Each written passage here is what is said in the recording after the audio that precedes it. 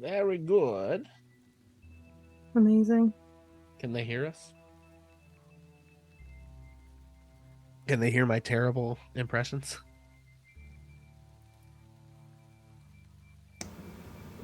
And I think they can... All right, well, we're gonna smash cut. All right. And I think, if I did everything right, we are live. Hello everyone. This is a brand new thing that I'm doing, and that we have some brand new people doing. Bonus Mom says she can hear us but not see us. Sorry, I don't mean to interrupt your intro. Can hear you but not see you. That. I have it up. We're good now. Okay. Awesome. It looks to me like we're good, so I just want to... We have sight and sound. That is 2 of the 7 senses. Incredible. We're kicking this off. Yeah, thank you for the sound effects, Pixel. Thank you. Welcome, one and all. This is a really fun thing that I'm trying to do with some really fun folks, good friends of mine who have been part of our Ages of Ainur and Bonus Fam Discord community. Bonus Mom's Tavern, come check us out. For those of you watching, if anyone is besides the people on this stream, thank you so much for being here. And for anyone watching this on YouTube, I hope you enjoy it.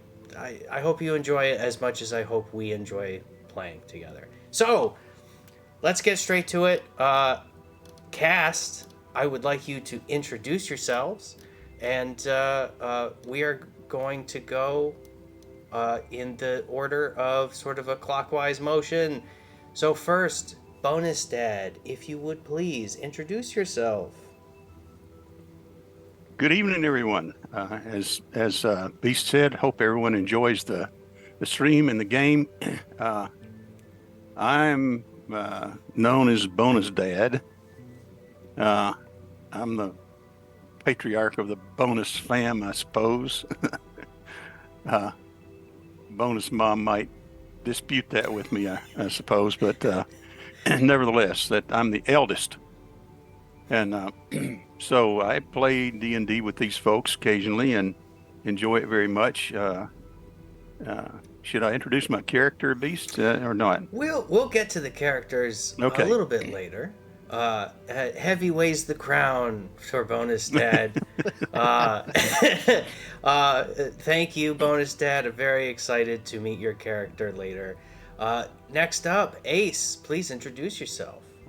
Hey everybody, I'm Ace. I've been bumming around the Ages of Ainur / Bonus Mom community for a while now. It brought me in, taught me D&D. Now I've been running my fair share of games around. I'm sure most people are at least aware of me and or the games that I've run. I've been kind of laid off a little bit as of lately because at one point I was running 3 games and playing 2 all at the same time, so I kind of stepped back, but when I was offered to play in this, I decided to hop in, and hopefully we'll have a good time with it. I hope so too. Thank you so much for being a part of this, Ace. All right, absolutely. We go now. Oh, we not to Bonus Dad. My cameras have shifted around, but we're gonna go to Sinovia, who should be in the bottom left, and we'll go back when the cameras fix themselves. Okay, you should be able to just click and drag her around too, if you need to. Honestly, but anyway, I can't risk it. Sinovia, if you would please. There it goes. No. I told you you'd have to click and drag. Okay. I told you. I warned you. One moment, please. I'm lost forever. We lost it all. Listen, this is actually part of the campaign. You're gonna have to start playing as the character frame you're in and just run with it. That's what we got to do. Hey, we'll do musical. If stopping my video messed things up, I'm sorry. I had to blow my nose, and I didn't want to do it in public. So, okay, how are we now? Yeah, awesome. That's it. I am a wizard. Sinovia, take it away. Hi, I'm Sinovia, but you can call me anytime. I have been playing D&D for maybe 2 years. I started with Star Wars 5e during the pandemic and then kind of got sucked in, as you do, into something like this. So I'm very excited to be playing this game and streaming for the first time. Yes, this is Synovia's stream debut. Everyone give her a hand. Or two. You can give her two. Or three if you have a third. Now, to the top left, Pixel. Introduce yourself, please, as nobody knows who you are here. Hey, gang, didn't see you there. It's me, Pixel. Welcome. Golly gee willikers, everybody. You can find me here on the internet at twitch.tv/agesofvinor, where I DM almost all of our games except for this one for once. Hooray for me, I get to play. Whee! Huzzah! And I don't have to worry about all the stream stuff. That incredible load of sweat. You can literally see the sweat beading on our dear friend B's face as he juggles not only running the game, but also making the stream work. For once, I don't have to do that. Isn't that just so fun? You can also find me here at twitch.tv/Hammer and Pixel, where I stream games. We've been playing a lot of Stardew Valley with Bonus Mom, a little bit of Baldur's Gate 3. Lots of fun. Welcome, welcome, everybody. Thank you so much for all of you coming out and hanging out for the premiere episode of this campaign, which has a name that I presume Beast is going to tell you now. I Yes. hope. And hi, let me introduce myself. I am Beast. I am just a guy who's been on the Discord for a really long time. I was like the third or fourth person to join. Pixel is honestly owed a lot of thanks for this stream. I could not possibly have started without his help and instruction and leading by his example. So thank you so much. Everyone give Pixel 4 hands if you can.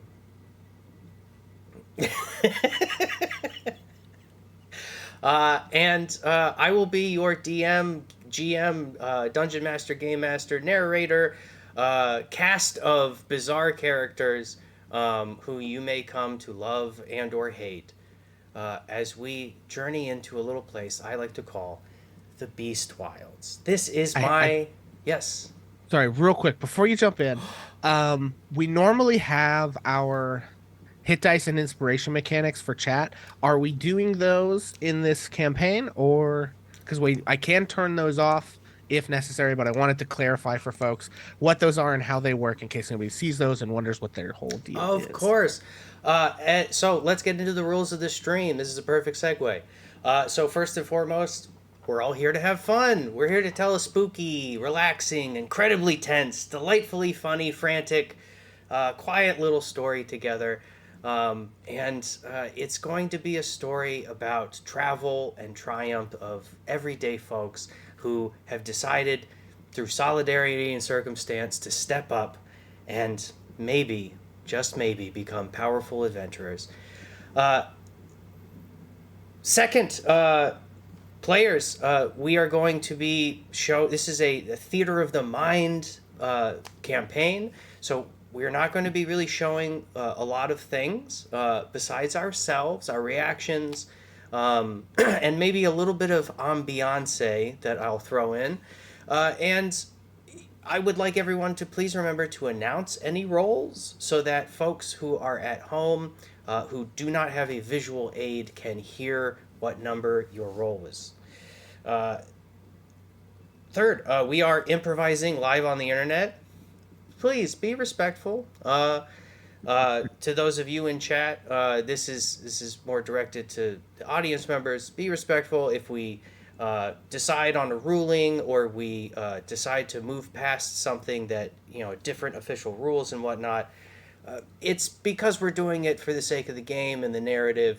So please don't be a turd. Don't be the reason someone doesn't have fun. And that's just general good life advice. And fourth, viewers of the stream can redeem channel points for player inspiration and hit dies. This is a low-level campaign. Everyone that you're going to meet in this campaign is starting at level 1, which means that things are going to be just a little more dangerous in general, given that everyone's starting at a low level. So you may need to heal them. You may need to help them along, and that's what your channel points are for. So if folks see that on stream, if you see it before I do, please announce it, and we will handle it in due course. So them's the breaks. Maybe somewhat more concise than Pixel tends to be, or just less scripted. Who can tell? What I would like to do is to give everyone playing a brief opportunity, if they'd like, to give a little bit of a recap of what your characters have done so far together. And if not, then I will take it away. Any takers? Sure. I mean, Yeah. go for it. So we made our first journey to the first post, and instead of being normal people who just, make a little trip and then come back home, we found a wolf in the darkness and decided this would be our pet. And after shrinking it miraculously into a dog-sized creature, we took it home. And if everyone's in agreement, I believe we named it Saucy. I see a bunch of nods. Saucy it is. What a good boy. Good boy, Saucy. Anyone else? Want to add anything? Let me see. I took a bunch of notes last session for our pre-session here. Let me see if there's anything important. That's all right. We met some people. We met a captain of our little band, who is a grouchy half elf, I believe. Kind named of a Granolfi doofus. Gurlith. We have a Jafrune dwarf scrivener named Fufupa. There's a human and a Kenku duo. Those are the only NPCs, I believe, with the group. And yeah, we got a dog, and we are supposed to be headed out on what is the last post delivery to the capital city, I think. Great. Yeah, so our unlikely heroes, misfits, have all matriculated into a voluntary association known as the Postmen. The Postmen, or the Post, are a group of, as I said, sort of voluntary adventurers who keep the roads open and safe for travel across the Beast Wilds.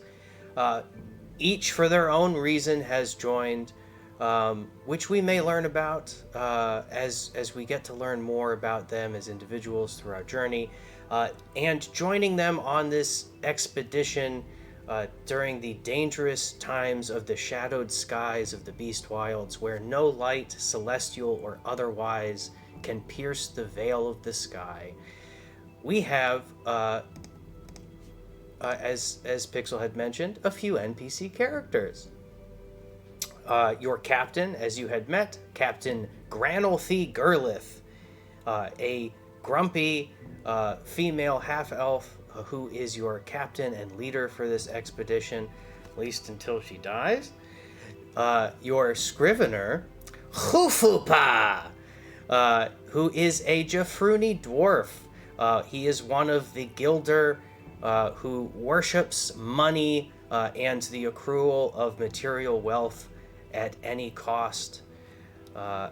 And two of your carrier companions, a duo, Glemma and Knock Knock, a dark-skinned human woman and her unlikely Kenku companion, Knock Knock. They are quiet, seem to keep to themselves, but they do their fair share of the work.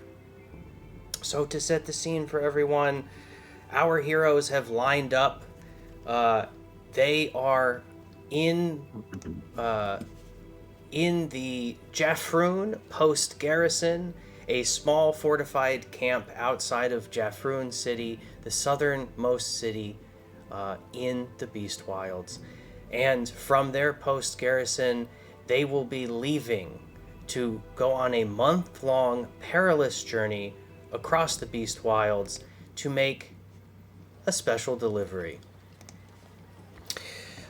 So, as you all have lined up to receive your starting equipment dole for your travel, I would like you all to roll initiative.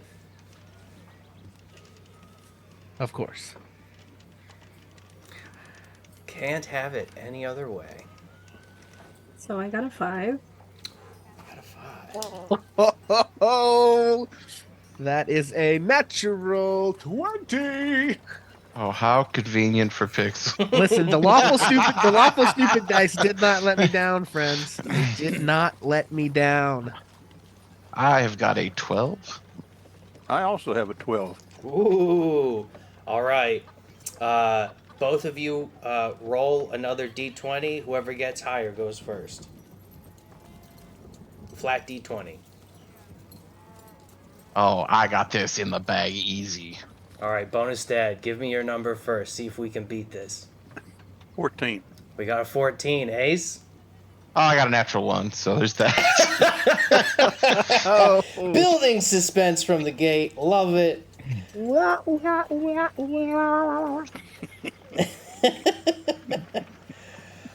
All right, Be nice, everyone. Pixel.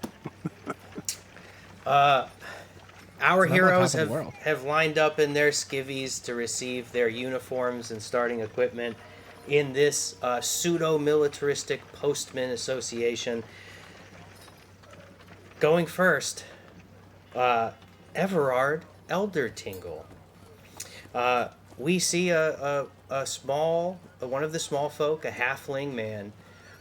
He is pallid in complexion, and he was not always so. Everard, we flash back to a moment several weeks prior to you joining the post.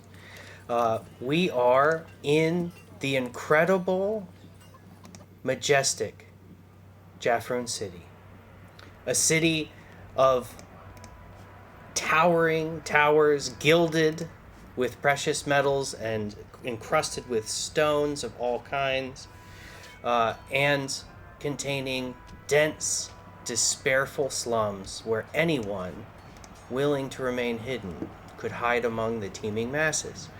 You, however, Everard, have answered a wanted ad of sorts for one of the wealthy elite of the city. They have requested items of extraordinary ability which may allow them to avoid death at all costs. You, believing to possess such an item, or willing to convince someone that you do, have met up with this Jafrune dwarf who is about to go into the gladiatorial arenas in order to prove himself to potentially find a suitor. So we begin on the just outside of this massive teeming arena, where we can hear the crowd cheering for reasons of bloodlust. And you, Everard, are confronted by a Jafrune dwarf who wishes to see this magical item demonstrated. Show me what wonders are befitting exchange for this most precious heirloom. And he hefts an enormous ruby earring attached to his ears with a golden ring, which he has offered in exchange for whatever you present. Well, you see, sir, I've come into the possession of really quite a magnificent artifact.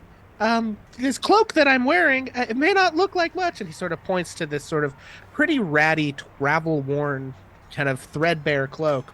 An effective disguise. Yeah, yes, exactly. You got it right away. Well done.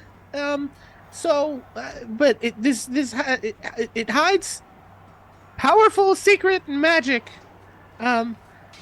If you'll permit me, I hesitate to draw arms in the presence of one such as yourself, but to sort of showcase the effectiveness of this item, I will need myself or someone else in this room to have a bladed weapon.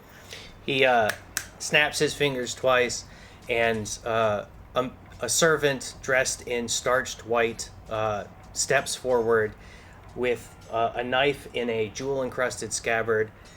He delicately grabs the pommel, slides it out, and hands it over to you. Please demonstrate. Well, you see, what this cloak does is it imbues the wearer with an invincibility such that one is incapable of being killed. Allow me to demonstrate. And he sort of steals himself and then just slits his own throat and falls down on the ground. But no blood pours out of his gaping wound. And after a few moments, he sort of stirs and stands back up and sort of, as you can see, I'm not dead, and the wound, and he sort of lifts up, and this sort of gaping hole in his throat is just like carefully knitting itself back together. Like sticky strands of flesh are like slinking onto each other. And you know, and his voice kind of comes out hoarse at first. As you can see, this powerful magic item, and it sort of, as he goes on, clears up, protects one even from the maw of death itself. Incredible! Yes, yes! And as he goes to fumble to remove his earring, he drops it, and you hear a sickening crack of the stone, the ruby, hitting one of the sandstone cobbles in the road. And he quickly picks it up. The crack is noticeable, the occlusion beginning to cloud through the crystal of the ruby. Oh, well, I'm sure it's still good. And he looks down at an amulet he's wearing. It looks like a little hourglass, and he takes it off. Take this too. I don't really need it if I get the cloak. And Everard is now the proud owner of an earring of true resurrection and an amulet of premonitions. Your wisdom, oh mighty one, is impeccable. You truly have gotten the best of me in this bargain this day.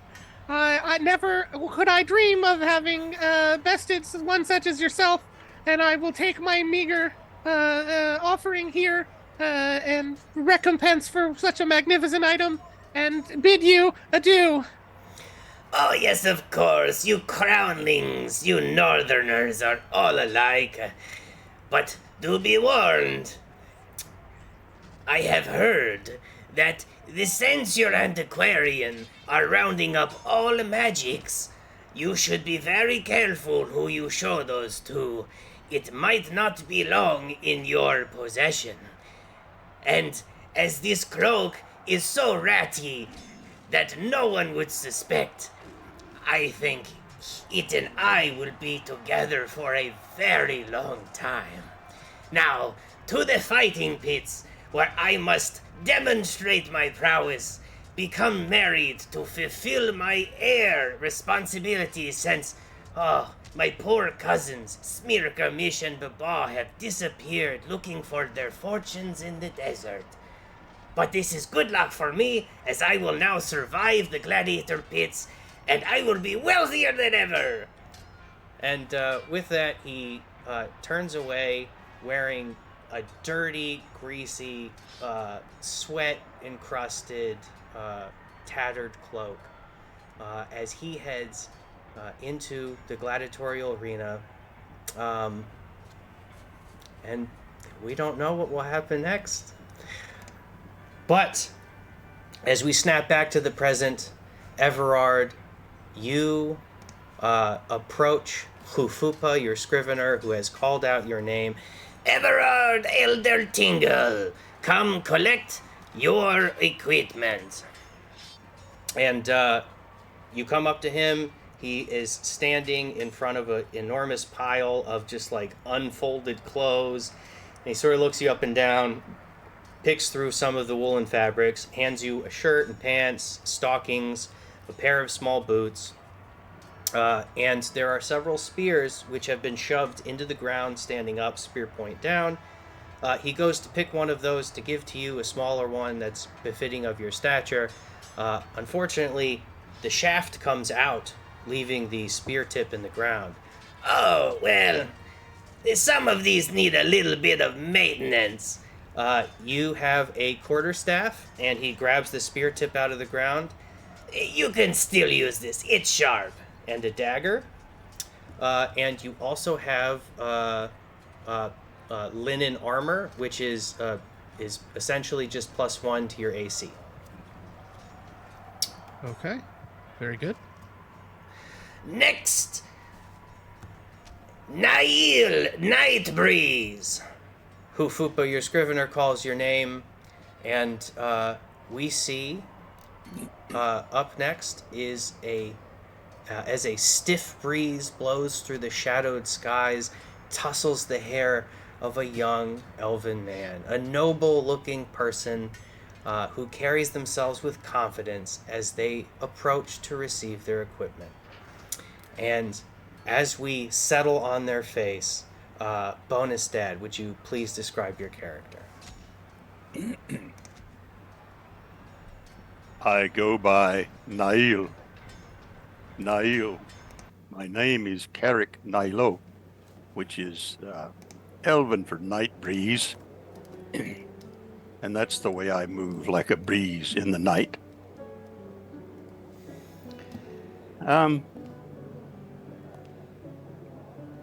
Let's see. Nail is dressed. I don't know what to do with this. Oh, that's fine. We Nail see, is. Am I supposed to do this in character or? Just it's describe however it? you want. You can. Okay. Let's just tell us, Bonus Dad, a little bit about Okay. Nail. All right. Nail is a high elf. He's a Greyhawk Valley elf. He's a rogue, and he is slightly chaotic good. He's a little bit off for an elf, and not what you would normally expect from a high elf. He joined a thieves guild to learn the tricks of the trade, and he left the thieves guild to come adventuring and found himself with the Postmen. He carries a walking stick and a bolo, and he wears a ring with a blue stone and a bracelet of red horsehide and a bright green scarf. And as we see him reaching out to receive his equipment, the blue stone in that ring glints. And we're taken back to a time when Nail had accepted a challenge from one of their former companions in the Thieves Guild.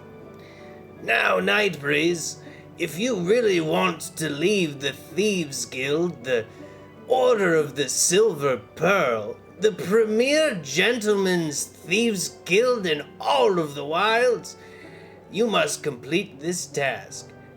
You must steal the ring of House Crotchkiss by midnight on the night of Silver Sun, or I shall beat you to it.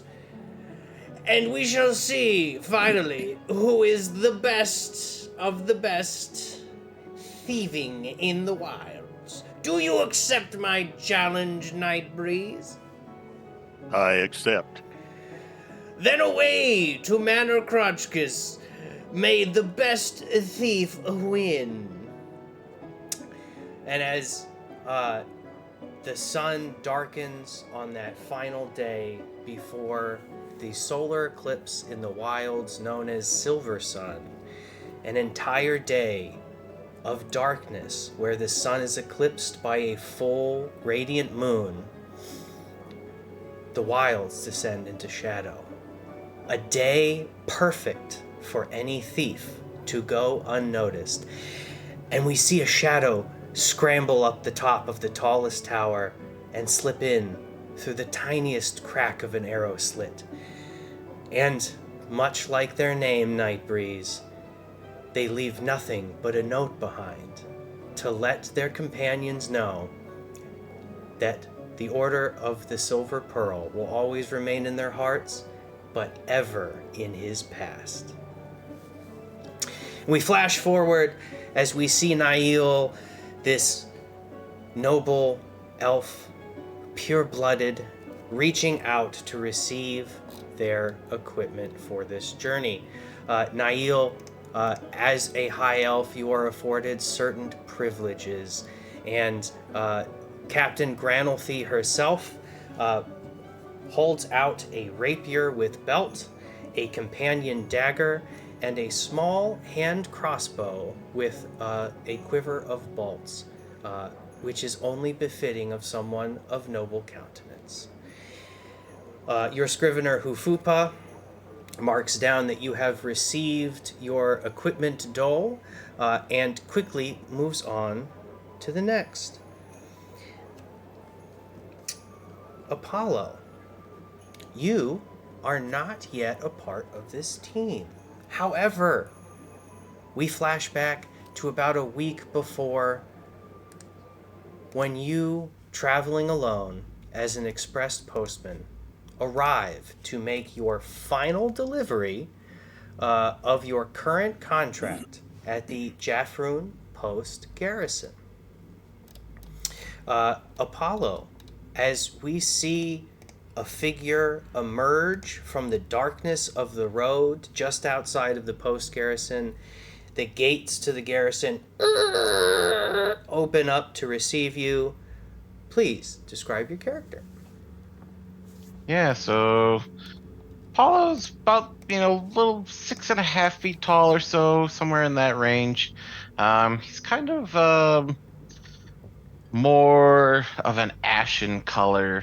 Most hobgoblins would usually be more of a red color, but he's more of an ashen color. Kind of keeps his hair tied back, wearing a lot of his clothes seem very nature oriented, things of wool, things of leather, things like that, things that you could probably gather he's either likely pieced together or had help piecing together. Nothing extraordinarily fancy. And he's kind of a little haggard at this point. I mean, he's clearly been traveling for a little while, kind of been moreover, through the thick of it, if you will, through the mud and what have you, but it doesn't seem to bother him too much.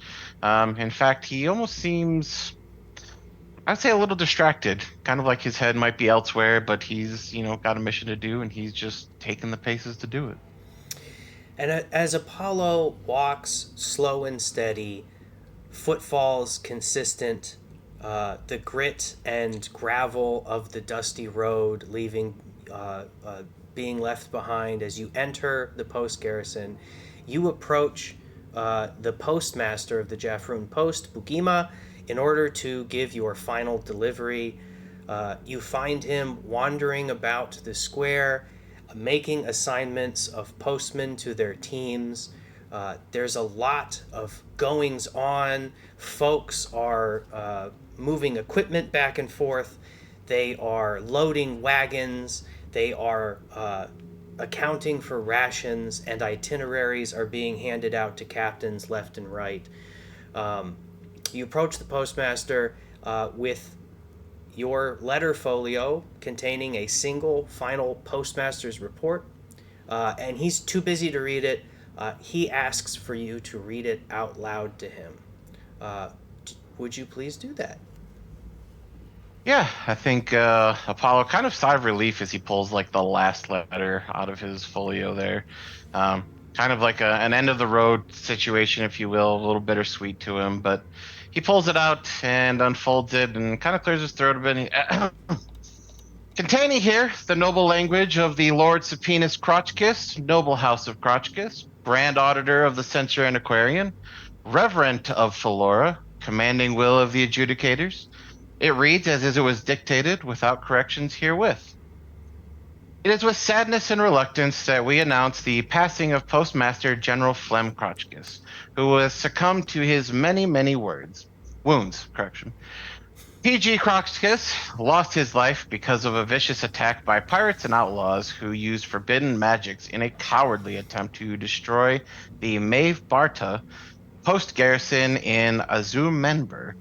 The center... Osmanaber. That's a tricky one. Osmanaber, thank you. The center of the administration for the post. This memorandum concurrently announces the recent martyrdom of the High Lord of Agrost, who was attacked by a mob of heathens seeking to sow chaos among the faithful folk who properly observe the Silver Sun. The Censor Antiquarian are requesting the collection of censure of all forbidden magic across the wilds and will consider any hesitation to comply to be an act of ultimate aggression. Special sessions have been called to elect suitable replacements for both the Postmaster General and the High Lord of Agrost. The manner of these votes will remain secret until consensus has been reached among those eligible to vote. An attack against the Postmen is meant to weaken the healthfulness of the Norvean Pentarchy and the safety and security that it provides across the wilds. As the current sponsor of the Post, the Censor Antiquarian must take special pains to guide the venerable institution to take a step back and allow for the progress of civil society to commence by others' hands. We conclude this memorandum by announcing a joint venture of sponsorship between the Censor Antiquarian and the Gilder of Jafrune. This existing partnership will allow the Post to continue to focus on providing parcel and missive delivery without the burden of making any decisions. The way forward for everyone across the wilds must be the Gilded Path.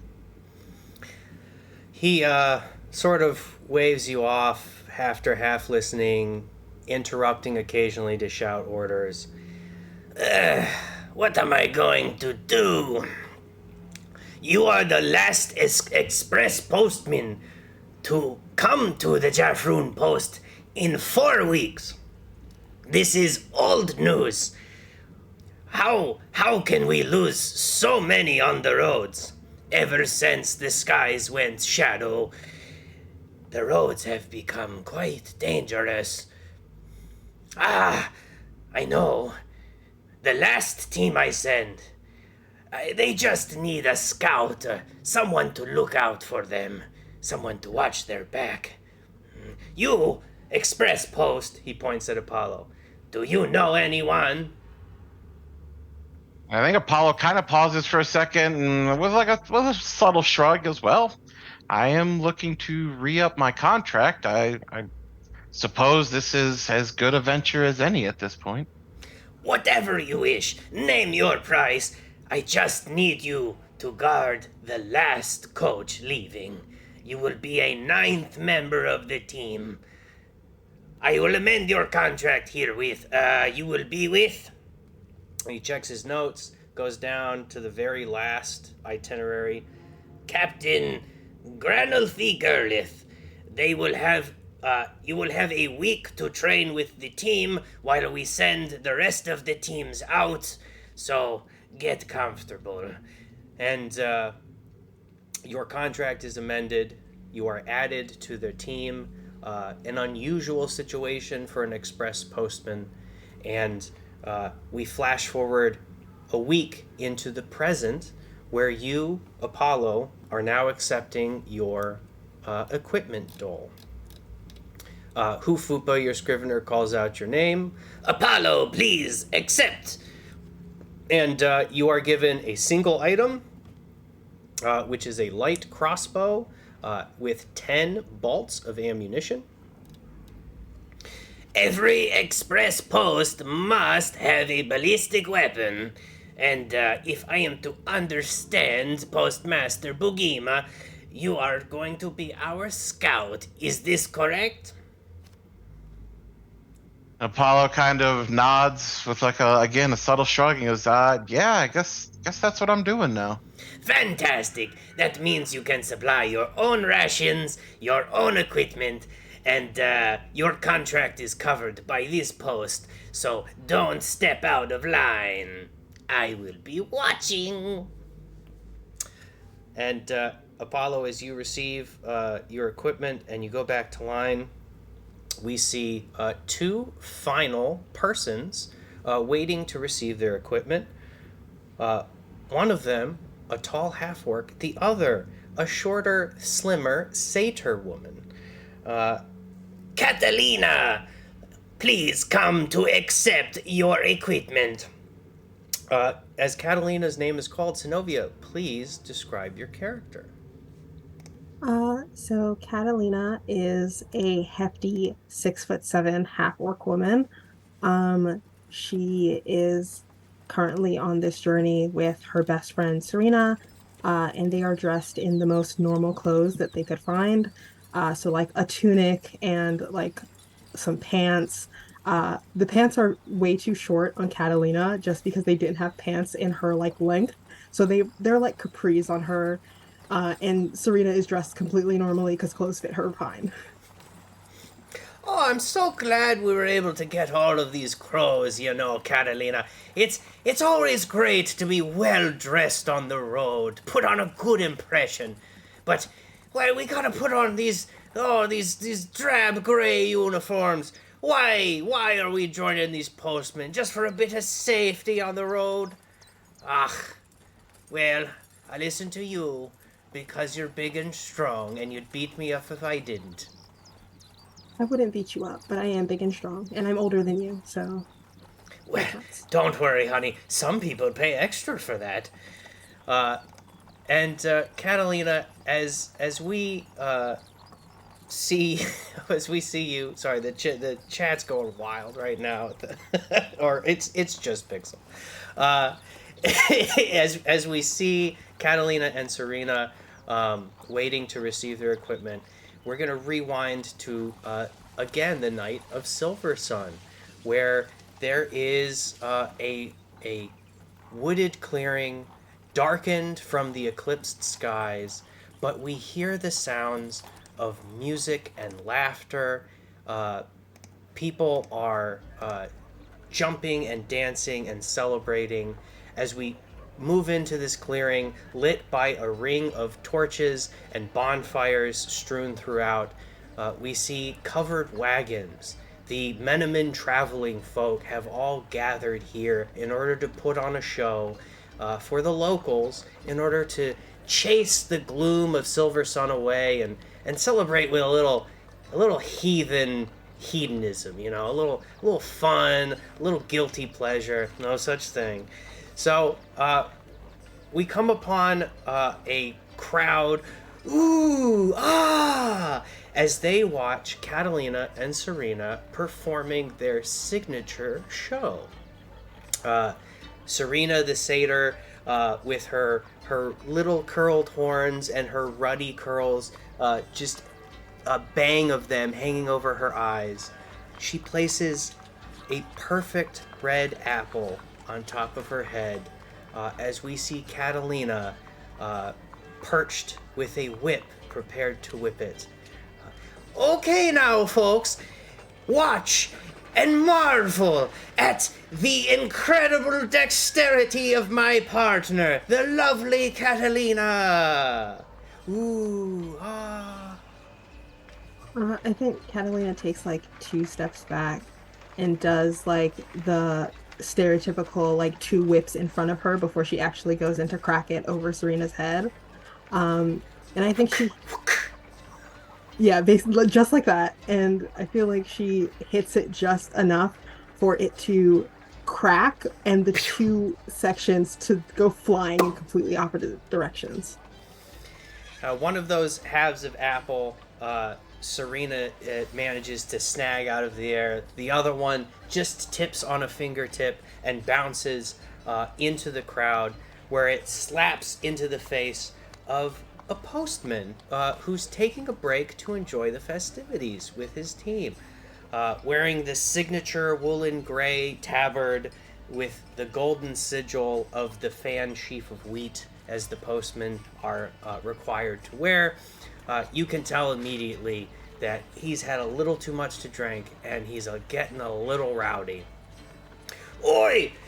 I'm here trying to have a good time, chase away all my ills. Hey, you're throwing fruit. Oh, that's it. And he starts to climb up onto the stage. I'll show you a show. Serena looks up at you.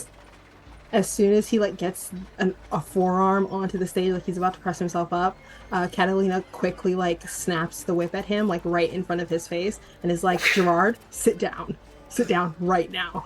I didn't mean nothing by it. Okay, alright, on with the show. Thank you very much. There's laughter and clapping. Folks leave to watch other shows and come back.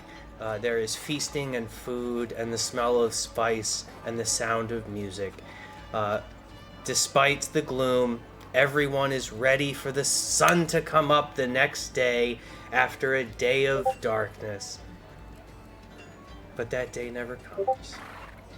And instead, we are flashed back into the present, where we unfortunately resume our gloom under the shadowed skies of the Beast Wilds. Catalina, you receive your equipment. You are handed your armor, which is the postman's uniform. You are given a whip in order to drive the caravan forward, and a spear is pulled out of the ground and handed to you. Serena comes up to receive her dole, and Hufupa neglects to give her boots. Oi, what's the big deal now? Just because I got hooves, I don't get a pair of boots. You do not need boots. This is an added expense. Money saved is value earned. Oi, well, then at the very least, you better give me the big spear. Then I want the biggest one. And she points to a pike that's been driven into the ground, 15 feet tall. You can handle it. Okay. Hufupa goes to grab it, is wiggling it, trying to pull it out of the ground. Crack. The shaft of the pike snaps 2 or 3 feet up. The pike does come out of the ground. It's a long, 2 foot long bladed spear. Well, this is more appropriate for your size anyway. And hands it to her, and she looks up at you, Catalina. Well, at least I can stick it with the pointy end. And you and Serena and Catalina, you return back to the line of your postmen. Your companions, Glemma and Knock Knock, the human Kenku pair, walk up to another pike, and without speaking, four-handed, pull it out of the ground and carry it one after the other, with Knock Knock behind, holding up the pike, and Glemma shouldering it. They put on their uniforms, the gray woolen tabard with the postman's crest. You all lace your boots as you witness your team's wagon being loaded for your first trip and this final team leaving the post. Loaded into the wagon are 2 50-foot lengths of rope, 2 units of rations. Each unit of rations is about a week's worth of food for your full team. So you have about 2 weeks worth of food. You are given 1 unit of lights, torches, wrapped with pitch-soaked cloth. This, again, 1 unit of light will last you about a week's worth of travel. 2 iron-bound chests branded with a Pfuloropolis cross are loaded, and you can tell it takes about 6 people each to load them into the wagon. They are heavy and full of things. And there is a smaller strong box, wooden and bound with copper rings. It contains some payroll, probably to be delivered down the road. Your team's wagon is a standard postman's vehicle. It is very much resemblant of like an iron-banded chest on wheels, a strong box with a roof made out of wooden shingles. The inside is going to hold all of your team's equipment, camping supplies, and the locked chests which you are delivering to the capital of Pfuloropolis. The sides on each side have two sort of portholes with wooden shutters that flip up and open, so that people inside can look out. These portholes are above handles where each of you can grab on and help to drive the wagon forward down the road if so needed. And you have the added benefit of having obtained a draft animal, Saucy, your wolf companion, who can either be about the size of a dog or as big as a horse. So as you see these things being loaded into your wagon and you are all dressed and equipped, the captain and Hufupa likewise grab their gear. The captain, grabbing the itinerary for your trip, briefly reviews it, folds it up, and tucks it into her belt as she addresses the line of you. All right. Now look. This is gonna be my last drive. I'm making this delivery with you guys, and I'm retiring. I've been doing this for way too long. 223. I probably won't live to see 250, so I'd like to spend a good couple of decades doing nothing after this. So, read your manuals, ask questions, don't wander off alone. You're postmen now. You can't protect if you aren't protected. We use the buddy system. Alright? Skies are shadowed. Nobody's seen the sun or the moon or the stars for, I don't know. Nobody even knows. Can't keep track without a daily cycle. You there, looks at Everard. Do you know what day it is? I believe that it is dawn day of the week of beginning of the month of the moon of the season of storms, sir. All right. Yeah, that close enough, I'm sure, right? Hey, well, based on this itinerary, we have 1 month, 36 days on the calendar to get to Pfuloropolis. I've made this trip in like 25 days before, but that was when we had sun and everyone was happy. So let's just say, let's not take any risks. Our first stop, we have to get to the ferry forge to go around the Crick. No postman team has ever gotten through the Crick. Place is completely unnavigable. We had a bunch of ferry contractors get taken out by pirates recently, so we had to take on a new contractor. I'm sure they're fine. Everyone else is going on ahead of us. We're bringing up the rear, so by the time we get there, they'll have plenty of practice. So let's not worry about anything beyond that, all right? We'll get there in a few days. Any questions? It's the music to my ears. Hufupa? I have a question. Yeah. What kind of what have the previous expeditions met on the road? What kind of barriers,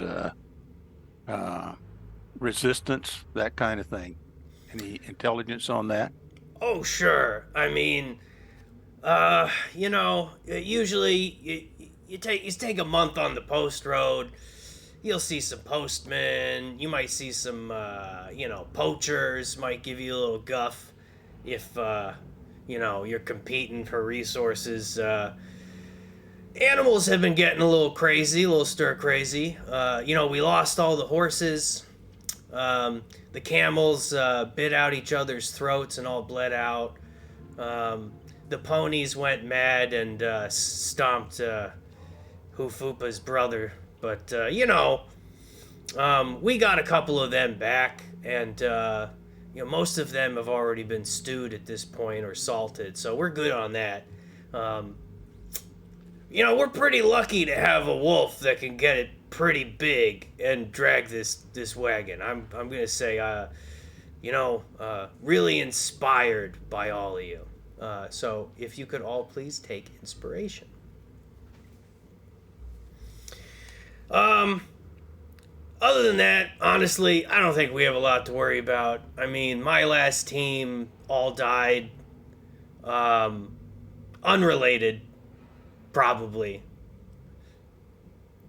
Any other you know what? No more questions. We're good. Hufupa,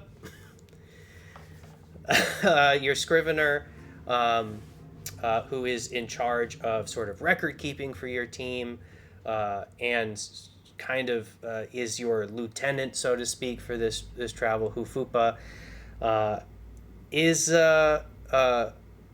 making sure that everything is accounted for, and as they are sort of checking if your laces are tied, if your tabard is on straight, if your face is clean, so that they can mark down any potential fines, you suddenly hear cries of panic and shouting from outside of the post garrison. Suddenly, horns are blown. The alarm bells are rung. Shouts from up on the ramparts of the post garrison walls. Hey, there's a team of postmen returning. There's only about 4 of them. Wait, hold on. No, I think I see the rest. They're just a little bit further behind. And then you hear this sort of mix of shouting, and you sort of make out like, dead, lost, let us in, as the postmaster general, the postmaster for the Jafrune post starts calling out to captains, get your teams outside, get them outside, get them in front of the doors. Captain Granolthy looks at all of you. Oh, all right. Look, you're postmen. We didn't really have a lot of practice with the whole pig sticking stuff. Get out there, stand shoulder to shoulder. Don't let anything past you, okay? You might have been out there on the roads. You might have protected yourself from a highwayman or a bandit or something. All right, you're postmen now, all right? We stick together, we stay together, everyone stays safe. Captain Granolthy grabs up a spear, Hufupa grabs up a small crossbow, and you are all, along with several other teams, pushed out into the front, where the torchlight from the walls splashes out 100 feet ahead of you, and in the dimness beyond, you can see postmen shuffling. You see the torchlight glinting off of the gold crest on their chests, and as they approach closer, you can all see that they are horribly, horribly mangled. Claw scratches, bits of flesh hanging from them, missing limbs, shuffling and moaning as several undead approach the post. Captain Granolthy shouts out orders. All right, now listen. We're not fighting for ourselves. We're fighting together. So everyone's gonna fight at the same time. So what we're gonna do is a group initiative where everyone is going to declare their actions, and you are going to roll for the thing that you declare. That way we'll all save time. We'll just sort of go left to right, or whoever would like to perform their action first after they've rolled, say, I'm going to attack, or I'm going to brace, or I'm going to reload my crossbow, etc. And in that way we can sort of plan who would like to go first in case we can set up any sort of assists. Make sense? So you are all arranged out front. The doors to the post garrison open up. The dusty sand that is lit by the torchlight is where you stand in a semicircle. Those of you with spears or other reach weapons stand shoulder to shoulder in the outermost ring closest to the shuffling undead. Those of you who choose to use ranged weapons or simply don't want to be in the melee, in the thick of it, can stand in the second line behind them inside the doors. This will give you half cover and a few other benefits, as if you remember what we talked about for zone combat. And those of you who want to completely avoid any danger can stay inside the post garrison, where you will have 3/4 cover, but have disadvantage on attacking outside. Now, I would like you all to tell me where your characters are standing for this fight. Are you in the melee zone, where you make contact with the enemy? In the range zone, where you're going to be looking out over the front line? Or in the safe zone inside the garrison? I think I'm in the melee zone. Catalina, all right. Nail is in the melee zone. Yes. Hollow's going to be in the range zone. All right. Everard? Okay, so I have a real quick question, which is, what does Everard understand about the order? Because, like, as far as I recall, our orders are for normal postmen to be in the melee zone, right? Yes. But he's pretty sure he's very ineffective at that. What does he perceive as the likelihood in this kind of scenario of consequence to him if he stays in the ranged zone? If he stays in the range zone, I don't think anyone's gonna mind. As a halfling, I don't think anyone expects you to do much in the front. Okay. And most of the scriveners are going to be like small folk or on the scrawnier side. You might get mistaken for a scrivener, even though you're a carrier. If you're in the safe zone, if you're on the inside of the garrison to kind of like stay that far back, someone might notice. Okay. And sorry to ask more questions. I obviously, and this is intentional on your part, I don't have a ranged weapon. I assume at this point, with this many people around, that flinging magic around is a probably not a great idea. Yeah, Is that a fair assumption? A week ago, you heard Apollo read out a Postmaster's General report, which is sort of like a state of the post. And it was pretty explicit that magic, huge no-no, immediately punished, very bad for your reputation. You would understand that. Okay. There are, however, a number of unattended crossbows. You may be able to pick one up. Okay. However, you will have to do that as your first action as we engage in combat. The shuffling undead approach. Those of you in the front rank are braced shoulder to shoulder with other fellow postmen, spears and pikes. Glemma and Knock Knock. Glemma has the pike couched under her shoulder, and Knock Knock behind her, holding the shaft to add power and reach. You are all given certain advantages for fighting in a formation like this. Those of you with reach weapons in the melee zone, you have the benefits of the Sentinel feat. In addition to that, a little special condition is that you have the ability to use your reaction to make attacks as soon as they are within your reach. So they don't have to be at 5 feet. They don't have to be in melee contact. You can poke them just before they get to you. And this is important because if you hit them, you will reduce their speed to 0. That doesn't matter for you, except that it keeps them from being able to close the distance and attack you in the same turn. However, those of you in the ranged zone, if you are shooting at something which currently has 0 feet of movement, which means that it's been stopped at the spear line, you have an expanded crit chance from 18 to 20 by shooting them, these sitting ducks pinned up against the spears.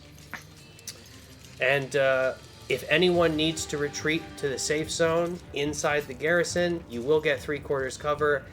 You'll have advantage on concentration checks and medicine checks to stabilize folks, but you're going to have disadvantage on any attack rolls made to attack things in the melee zone or beyond. So, the zombies will be first to go, the zombified postmen, as they shuffle ever closer, showing their wounds in the full firelight. They approach the spear line. Those of you in the melee zone, Catalina and Nail, you may use your reactions to make attack rolls in order to pin these undead. So, everyone, go ahead and declare your actions. Those of you in the melee zone may choose to use your reaction now on the zombie's turn.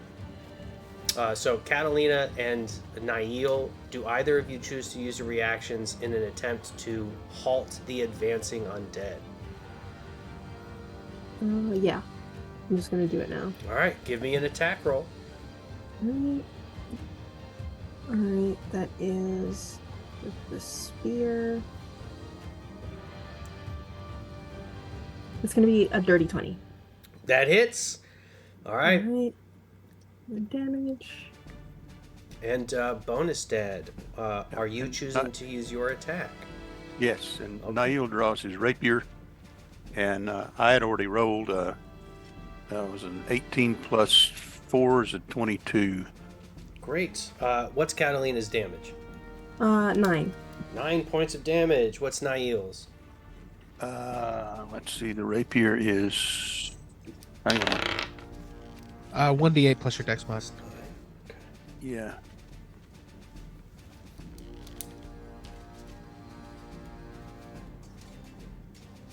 One d8 plus the dex mod.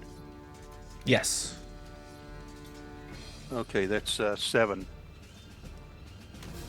What's your dex mod for Nail? My dex mod is 6. So that's a I rolled 7 a plus 1. 6. Oh, you rolled a 1. Got it. Okay. I rolled a 1. Wait, how do you have a +6 now? I don't know. Saving throws. No, that's a saving throw. Yeah, I think it's probably +4 for your just flat dex mod. It's in the Okay, big that's box. right. It's plus Yeah, 4, yeah. so that would be a 5. And Got it. 5. Okay. So Nail, you I should have caught this. Nail has to be using a reach weapon in order to use their reaction, but we'll keep that roll because it's going to be a hit for when you attack next during your guys' turn. So we're on the zombies' turn now. Again, we're doing sort of a group initiative back and forth.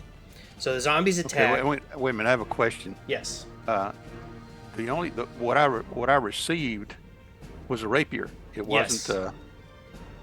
So I didn't receive a spear. I received a rapier. Okay. That's correct. How we can fix that later, but not just now.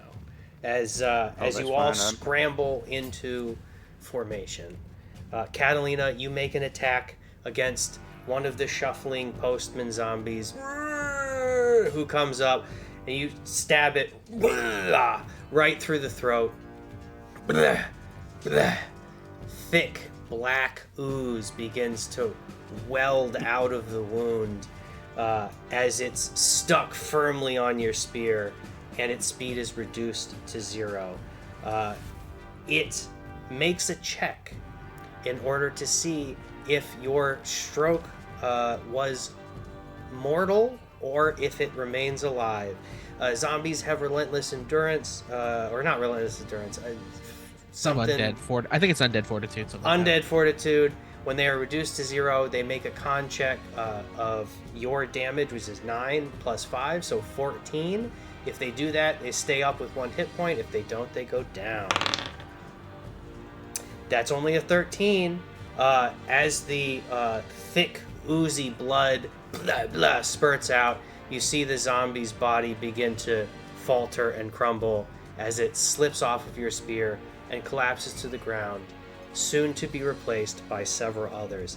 However, those along the line have all likewise pinned folks on their spears, reducing many of them to 0 feet of movement, as you all take your turn. Nail, you are the first to leap forward and strike out with your rapier.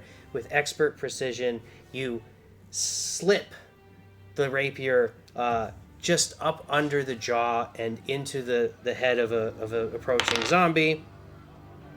However, as you remove your rapier and a little chunk of brain plops out, the zombie continues to move forward. I do have a quick rules clarification. Does Yes. sneak attack go off in the circumstance of the? Because I know we're sort of not tactical. It does. As this creature does have 0, it's flat-footed. I'm considering it. I know that's not a 5e rule, but yes. So Nail can roll sneak attack damage, and potentially it rolled a 15. So if you can get 6 more damage on the die, this zombie will go down. Listen, folks, we're out here. I'm a pro bono public defender rules lawyer. Okay, I'm doing my best. Okay, so thank you. So I just roll damage, and You would roll your sneak attack damage and add it to whatever you had previously rolled. And Because he's basically taking that attack you already made and just applying it right now. But I was making the point that you should get sneak attack on this as well. And because you did, another thing is going to happen. Captain Granolthy, with an enormous plumed hat, is going to leap up on a crate and shout, "Hey, fancy elf, you got this! Kill that thing!" Captain Granolthy is going to use her reaction to use Commanding Strike. She is going to roll a d8 to add that damage to whatever you roll to make it a little bit easier for you to kill this thing. And that is 2. So 2 additional damage. You need 4 on the die. I got a 6. So. Oh, there it is. With 8 additional damage, you slip out, a little chunk of brain falls out, the zombie keeps... And then, just like any classic anime, there's just like a brief moment where the zombie stops. And then the rest of the liquefied brain oozes out and the zombie collapses. Another struck down. However, 2 more zombies are pinned on the spear wall. Apollo and Everard, you are with Hufupa in the ranged zone, who is slapping you to make attacks. What do either of you do? I believe I have to spend this turn searching for an unattended crossbow. Hufupa is quivering with a crossbow in their hand. Okay. Oh God. But there's not any unattended crossbows. That's the only one. I look around. That's the only one I can see. I'm trying not to get keel hauled, y'all. That's a pirate thing, not a postman thing. I'm having flashbacks from Sabine. I really was having flashbacks from Sabine as you were describing all the carnage she wreaked. All right, as you figure that out, anyway. Ace, what does Apollo? Look, if that's the only crossbow that I will see, then I'm gonna grab it. That's all right. Give me a sleight of hand check, Ace. Oh boy. Yeah, I think I'm going to loose a bolt at one of the ones who are pinned to a spear. Yeah, give me a roll and damage, please. Pixel? Right, while you roll, that's a 15 on the sleight of hand. 15 on the sleight of hand. What does Hufupa get? That's a 6. Hufupa didn't have any kind of grip strength. You immediately snag the light crossbow out of their hands. I will allow you to make an attack roll. Okay. Ace, give me what you got. All right, so it's going to be a 23 to hit. Ooh, hits. And that is 13 damage. 13 damage. Let's see if he goes down. Ooh, that's a 17 on the die. Apollo looses a bolt over the heads of the postman spear wall, and it lodges into the chest of one of the postman zombies, who reels but immediately comes back, attempting to claw at the postman in front of them. What you got, Everard? Everard swipes the crossbow and says, "Here, you do it like this." I rolled a nat 20 again. It's 2 nat 20s so far this session. Okay. Okay. For a total of 13 piercing damage. 13 piercing damage. A second bolt whizzes through the air after Apollo's. That's a 12. 13 damage. Right in a hollow eye socket that had already been gouged out. You see the zombie's head kind of wobble on the axis of its vertebra before slumping, hung on the spear of the postman. There is a single zombie attempting to chomp down. It is going to target Nail. That is only a 5 to hit. Nail, what is your armor class? Please tell me it's at least 6. It's 15, so that doesn't hit. Beautiful. Haggard claws, fleshless, bony fingertips, scraping, raking at you, 5 feet away, stuck on a spear tip of one of your fellows. Completely ineffective. Hufupa cries out to the front line, You can end this now! Catalina, Nail and Catalina are both given Bardic Inspiration of a D6. And as Hufupa is a Valor Bard, you have the ability to use that as a reaction to add to your armor class to avoid a hit, or to add to a damage roll when you roll damage, or to hit or do a saving throw like normal. Okay. It's back to the postman. There is one zombie left. Everyone declare your actions. Roll what you would like, and we will handle them all in turn. Are you requiring a reload action if we have a crossbow? No reload. Okay. That's another shot from Everard. I would clarify, light crossbows, hand crossbows, no reload. Heavy crossbows and up will have a reload mechanic. Okay. Sorry, Pixel. Shooting another crossbow shot, that's going to be a total of 22, 18 on the die. Okay. Damage? That's to hit. Damage is 6 points of piercing damage. Another bolt flies over. All right. For your damage, you know that counts as a crit, right, Pixel? Oh. 18 on the die would give you a crit if we're in the range area. Because I also got an 18 on the die. correct. Really? Correct. I totally missed that. Okay, wait. So let me roll another we get to D8. handle crit rules. Crit rules are going to be classic Ages of Einor crit rules, where you will have a maxed out damage plus whatever you roll. So figure out what the max is and then add it to what you roll, and that is your crit. Okay, so the 6 damage I did would add 8, so that's 14. Also, it would have added only 1 to the other set of crit damage I did when I rolled that nat 20 before, because I had rolled a 7 on one of the dice. So, but that thing died anyway. So Everard shoots a perfectly honed bolt. Who's next? Well, I also rolled an 18 on the die. Give me the For damage. a 25 to hit, my damage is going to be 25 piercing damage. Hashtag crit crew. Crit crew. Thunk. 2 bolts. Boom, boom. Almost. The second one almost splits the first one. They're dead on right into the zombie's heart. Sinovia, what do you got?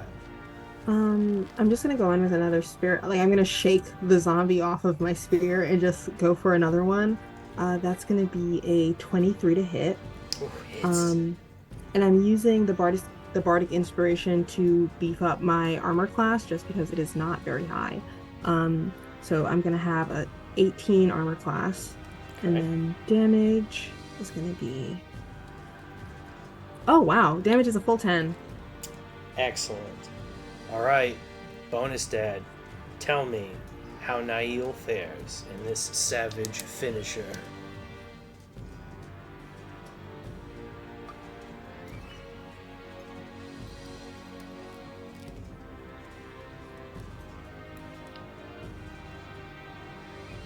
What have I got in front of me? I mean, is there another zombie in front of me? What's the scene? So there is a final zombie. Two crossbow bolts have flung over your head and whizzed past both of your ears from Everard and Apollo, your companions. Catalina has shaken a zombie off her spear and has lunged at this final zombie in front of you, who is now pinned, thunk, pin-cushioned, and needs a coup de grace. Okay. I have one quick point of order question. How many feet of movement does the zombie currently have? 0 feet. Okay, Dad, you get advantage on this attack, I believe. Yes, you do. Okay. Try that roll again then, because that wasn't very good. All right. That is a 16 to hit Oh, it hits. Give me that damage. with the rapier. Plus sneak attack. The rapier is, let's see, 1d8 plus 4. That's correct. That's the wrong thing. Okay, that's 7 plus 7 is 14. All right, y'all. With a bunch of heavy hits, a combined damage total for those of you at home of 69. Nice. Nice. We have a D20 here, and I'm pretty sure it doesn't go up to 70. So there's no way that the zombie can survive this brutal flurry of blows from a team of unlikely companions. The post zombies are reduced, they collapse, and they are defeated as everyone replaces their arms, frantically attends to the 4 surviving postmen who have returned. It's only the last couple of teams left in the post garrison, the last and final team to leave by itinerary being you guys. So you didn't have a lot of help, but it was enough to stop these 4 dangerous creatures. And I also just want to say, fantastic job, everyone. I know that I threw a lot of sort of like rulesy homebrew stuff at you for this, and Pixel, you did a great job calling that out. Really appreciate that. You know, I have to shout out Ace for reminding me That's what true. to look for Ace, on that Ace, sheet you got in the that first crit. place. So normally I would give both of you inspiration, but I'm pretty sure you already have it. That is true, yes. So here's what I'm going to give you. You have a teamwork die. This is like a bardic inspiration, except it never goes away, and you can use it whenever you want. It is a d6, and you can use it the same way that you would use any Valor Bard bardic inspo. Congratulations, and thank you for what your is it, service. James? I didn't quite understand what. So both Pixel and Ace called out rules that helped folks during the fight. Right. So I am awarding them with something that I am calling a teamwork die. Okay. So it's like an inspiration token, or a bardic inspiration, except it's permanent. You'll never lose it, and you can use it whenever you'd like. That's so just I for those two. I Just presume for we'll those lose two. it when we use it, though, right? Like Yeah. it's like a you it just lose lasts until you use it. It'll recharge. That's correct. Yeah. So for now, it'll be Ace and Pixel can use those, and for folks in the future, if you do something heroic, in order to preserve someone else's welfare and well-being, you may be awarded a teamwork die. And if you think you deserve one or your friends deserve one, let me know. So, the bodies of the undead postmen are inspected and summarily burned just outside of the walls. The thick, curling smoke only visible in the firelight that rings the outer wall of the post garrison. And over the course of the next, what you can only presume is a day, the rest of the postman teams depart. So we're going to get into the first part of y'all's journey here in a little bit. I think this is a perfect place for us to take a break, a short bio break, so that we can all get some water, get a snack. So what we're going to do, we're going to break until 7:35. How's that sound? All right. Works for me. Great. For those of you at home, we will be back in a few short minutes. Thank you so much for watching, and we will return to the Beast Wilds at 7:35 Eastern Time. See you soon.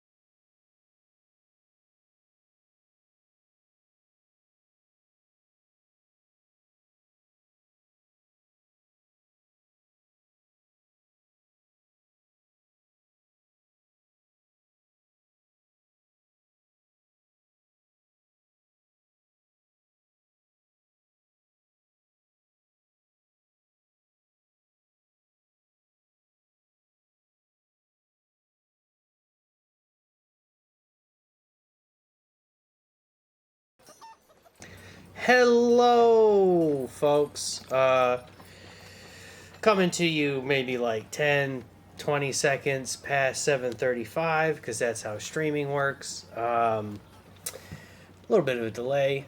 So, welcome back to the Beast Wilds, The Way Forward, Episode 1. For those of you who have been with us thus far, thank you so much. Really means a lot to us here playing on stream. And for those of you watching YouTube or at a later time, I hope you enjoy. And I hope there's more episodes after this for you to listen to. But there aren't yet in my present. So, let's finish this one off. We have had a tense and exciting, event-filled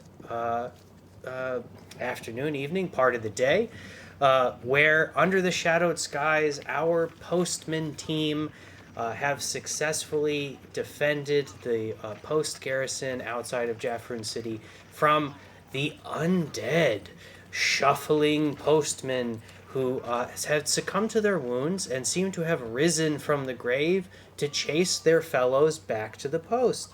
Now, postman teams have been leaving pretty routinely, 3-4 a day. This is a large post with 30-something or so wagon teams. And you are among the last several still remaining here.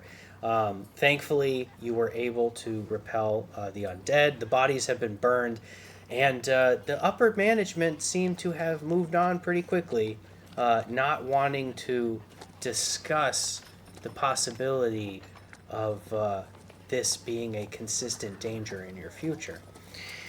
Your captain has been given their itinerary for your journey, keeping it close on their person, tucked in their belt, for them to read and for you to find out when is necessary.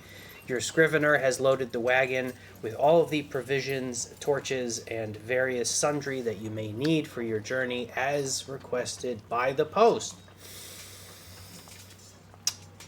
You have learned a little bit about each other, your events during this calamitous night of Silver Sun that had happened recently, which has led to the current situation in the Beast Wilds with the Skies of Shadow.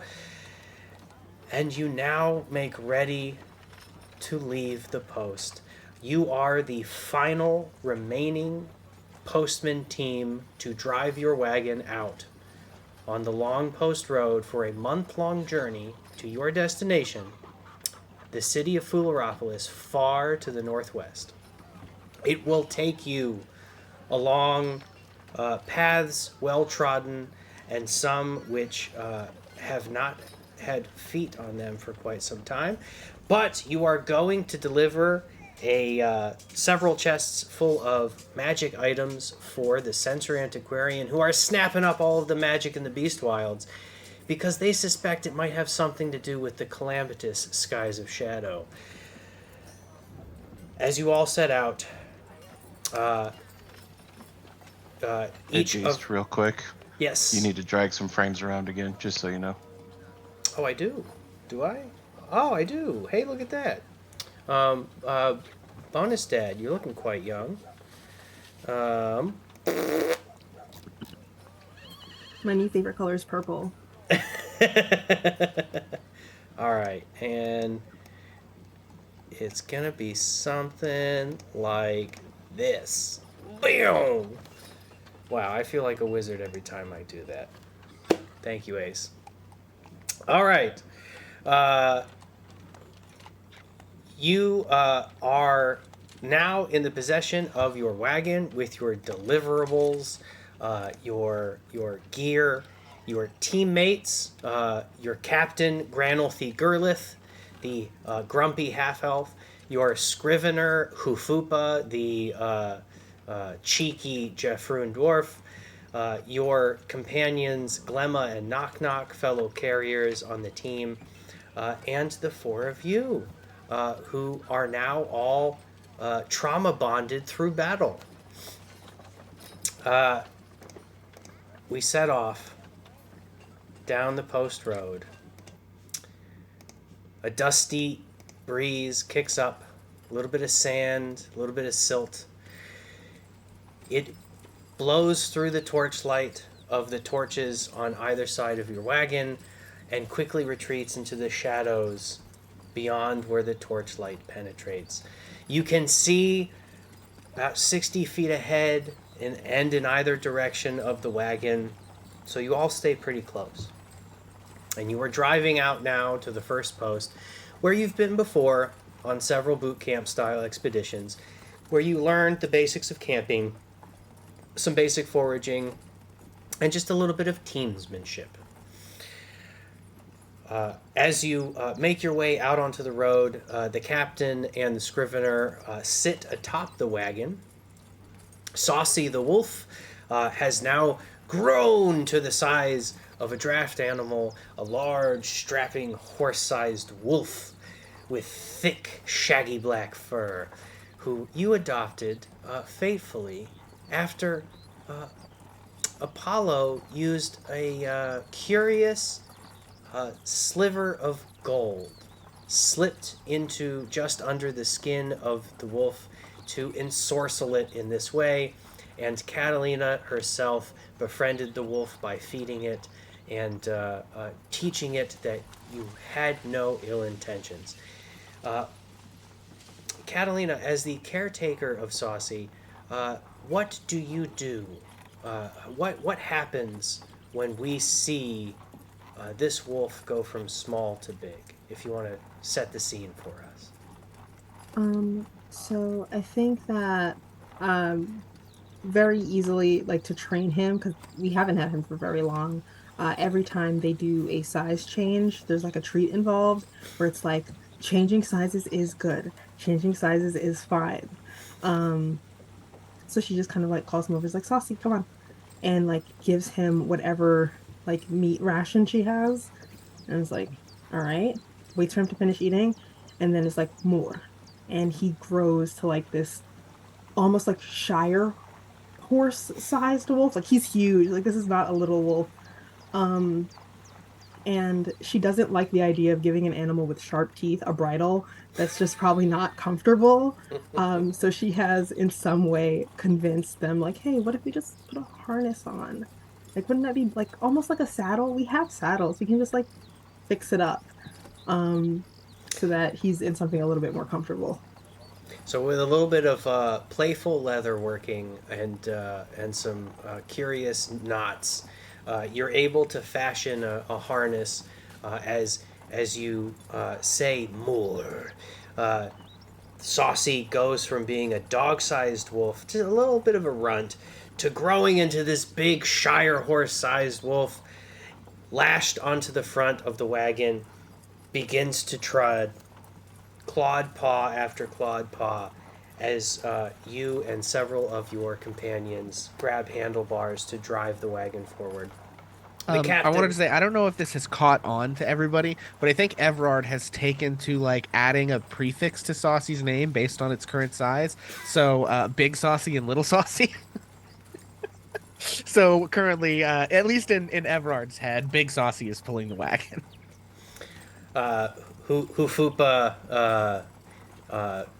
can't help but comment about how much value savings y'all are getting from having Saucy. It's just about the only praise that the Scrivener has ever given to anyone. The captain, who did appear to be asleep in the sort of driver's seat, allowing everyone else to drive the wagon, sort of sits up, takes a deep breath, looks around. You know, it's been kind of quiet. I think we need a little bit of a quiz. I gotta make sure you all have been reading your manuals, so, Hufupa here.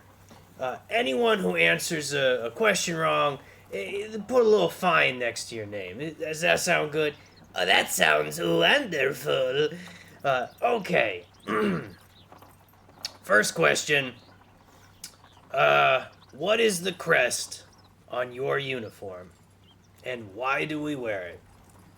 Alright, anyone? Anyone? Fanned sheaf of wheat. Oh! Express Post got it. You regular postmen, you need to step it up. And what house of men, what noble countenance does the fan sheaf of wheat emit in the lack-letter mind, huh?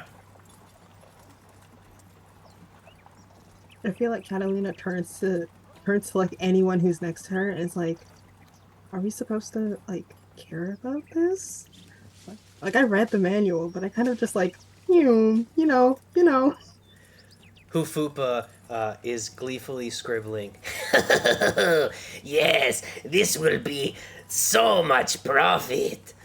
As Catalina admits to having a weaker foundation of knowledge than she should. Oh, yes. Well, alright, just relax there, buddy. Look, fan chief of wheat, anybody who was around 25 years ago knows about House Romanoff. Right? Right? You guys know. Maybe you don't. Old timer. The captain points at Nail. I mean, you gotta remember the grain revolts, right? The whole Romanoff rebellion when the censor antiquarian put them down, and Mava Bart became some sort of pirate queen, and then we had to sink her ship. That was crazy, right? You were there. What are you like? You gotta be at least 25. Actually, I'm 153, but I seem to remember something about it. All right. Well, hey, look, I've been in the Postmen almost as long as you've been alive, and I was there. It was a bit of a bump, but we got through it. Anyway, next question. What's my title? Your captain? Hey, there it is. Okay. Hufupa frowns. Oh, she got it right. Okay, so what's my job then? If I'm your captain, elevator pitch me. What's my job? You definitely tell us what to do, and you like divvy up work, and you guard whatever's in the wagon, and you definitely do the work that keeps us safe. Absolutely. Yeah. Hufupa. Cross out that last one. She's good. Yeah. That's yay. I like you. You listen to what I say, and everyone stays safe, or you don't. So it 50-50. But I stay safe. That's the important thing. What's Hufupa's job? Scrivener? Oh, the little one talks. Yeah. And what's a scrivener, little guy, huh? Well, the Scrivener keeps the records, is responsible for reading, writing, negotiating, report, presentation, recitation of pamphleteering, and recording any infractions. Maintaining records, manifests. Hufupa is like waiting for you to say something or not say something so they can put a little tick next to your name. Sighs disappointed. The little one is right. This is my job. But one of you will slip up. All right, calm down. All right. Next question. Looks around. Oh, look. Yeah, we got some trees coming up. We're almost at the first post. What's that tree? The captain points to a small group cluster of trees which are growing around a wooden post that has gold painted designs on it, which flicker in the firelight as you approach. This is the first post where you adopted Saucy and made your camp. And what the captain is pointing at are the pine trees which make the post. Any takers? Y'all know what those trees are? Golden Pine? Oh, there. Express got it again. All right. Look, anywhere you see a golden pine is probably a post. That usually means we're on the road. Look, it's dark out here. We might get lost, okay? A tree is as good as a post any day by my book. They're planted anywhere there's a post, which means that people have made camp there. The needles make for a nice soft bed to lay your head on at night. Yeah, if you don't get to sleep in the wagon like I do, which you don't. And, you lose your spear, boom, get a branch. It's very helpful. We've been, us postmen, we've been relying on the pine, the golden pine, for a while now. And they're our friends. But, all right, last question. Just real quick, Crimson Pleasure, thank you for the inspiration. We have some inspiration granting in chat. Bonus, Dad. You have inspiration. Go ahead and mark that down on your sheet. That will certainly come in hand. And so does Pixel. Whoa. Thank you. Thank you, Crimson Pleasure. Thank you, Crimson Pleasure. The first redeems of the stream and of the campaign. I'll never forget you. Final question. What's the postman's creed? And I want every single one of you to answer at the same time, okay? No funny business. You don't get to cheat. So here's what's going to happen. I'm going to count down from 3. Hoofupa's going to count down from 3. And then I'm going to listen to everyone say the postman's creed out loud, okay? All right, Hoofupa, take it away. Yes. I will count in reverse. 3, 2, 1. We protect the roads. We protect the people. Okay. There you go. I got a little bit of a popcorn. I heard some different stuff. We're gonna need that a little bit louder, and everyone all at once. So here we go, okay? Ufupa's gonna count again. This time in the right order. 1, 2, 3. You protect We the protect roads. the roads. roads. We protect the We prophets. protect the people. Okay, Ufupa, you, how'd they do? Hufupa, sort of making some notes. Well, it sounds like we have a few different editions of the Postman's Manual floating around. Some of you have some old versions, certainly out of date. Some of you are, I believe, using the newest draft provided by the Guilder. And Hufupa looks around, kind of looks at Serena and Catalina. Was it you who said we protect the prophets? Yeah, I think I got the capitalist version.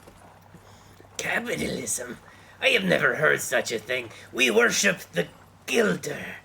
They are the gleaming of all wealth in the wilds, and the gilded path is the way forward for all. Yeah, exactly. I definitely believe you. Captain Granalthy kind of scratches her jaw. The way for the gilded path. What is this nonsense? All right, look. I came up on the first edition.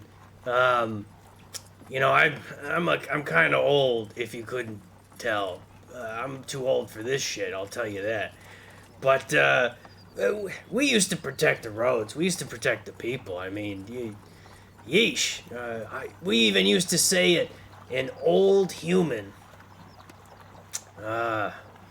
I forget how it goes now. Tricky language, old human. But, yeah, I'm sure it'll come to me eventually. Well, look, any discrepancies in your manuals, I'm sure by the time we get to the end of our delivery, we'll figure it out. Ufupa, you're in charge of finalizing the draft, right? For the new Gilder Censor Antiquarian joint venture? I certainly am. And in fact, those two, Pointing at Catalina and Serena. are using my draft, so this will be a perfect opportunity to test the effectiveness of the new manual. Hi, can I just say something to you as the captain? You're in charge. This is your domain. Um, are we sure that the guy who almost pissed his pants on the opportunity to charge us fines should be in charge of the moral code that we're supposed to use? Like, just saying. I feel like you would be a way better choice than him. I know he's supposed to write stuff down, but like you look like you have a brain. Well, that's what I got a scrivener for. Hufupa speaks up. Yes, well, I did not write the first draft, but I do have the privilege of being the first scrivener to edit it. So I cannot wait to see how you all enjoy the new rules. For all of you folks at home, we are operating with some interesting handouts. I have prepared 4 separate editions of a guiding document, a manual of instruction for the postman. Each of these are represent different time periods in the postman's experience, including its founding, which is the first edition, which Nail has. The first iteration of control under the censor antiquarian, which is the sort of religious hegemon of the human and elven lands, which is held by Everard. The third iteration, which is a revival of the old ways of the post with the express posts guidebook, which Apollo has as an express postman.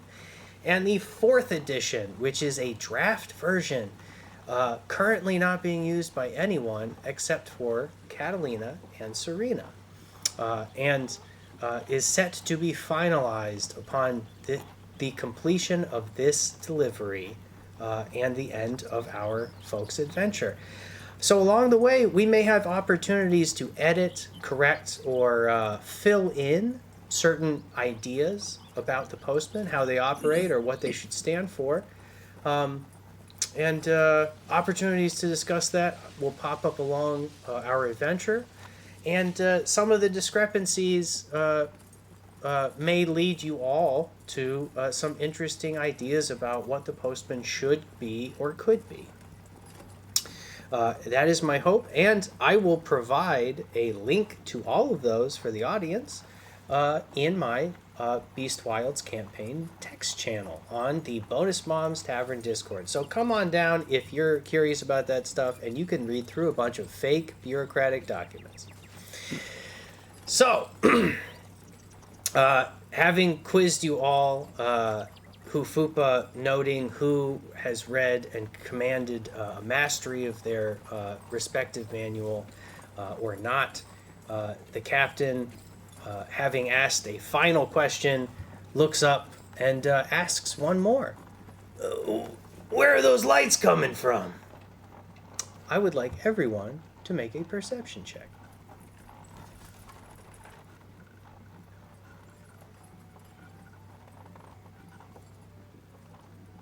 That's going to be a 17.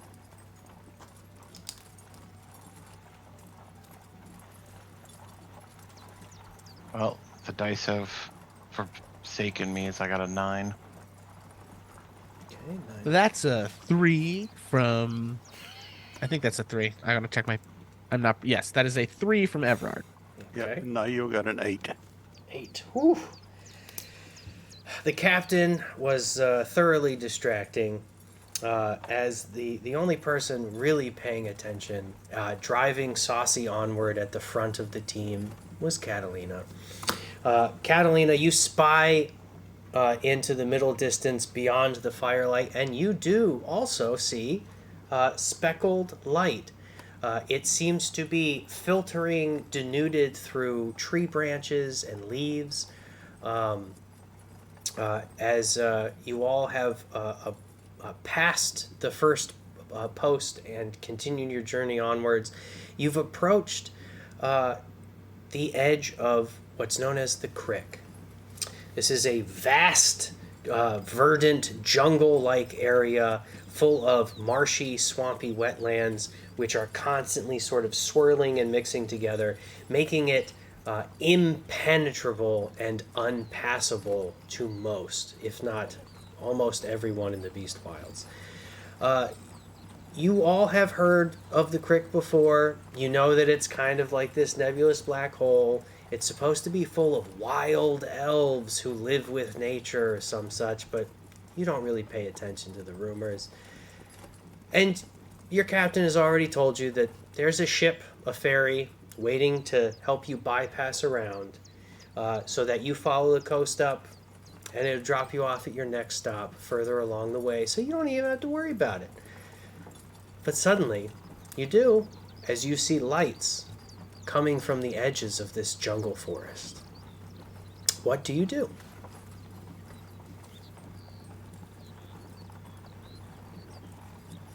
I mean, only one of us have noticed the lights at this point, correct? That's correct. Yeah. Catalina, you have the chance to announce the direction or location of the lights.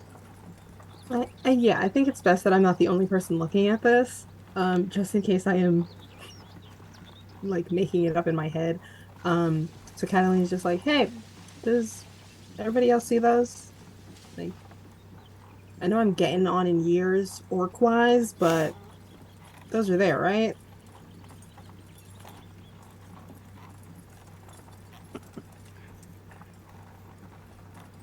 Nail has dark vision. So is that is that any help? Do I get any kind of an advantage on a roll for that, or what? What's the story? So, as the skies are completely dark, and you have all existed in this this enshrouded, shadowed world now, you are all considered as having dark vision. And indeed, as you follow Catalina's direction and her eye line, you're able to pick out the lights filtering through the edge of the trees. What color are the lights and how many? The lights are a soft kind of bluish white. You're not sure how many there are. They seem to wobble and wiggle sort of back and forth through the trees a little bit. But it's coming from several points, many points of light that you believe.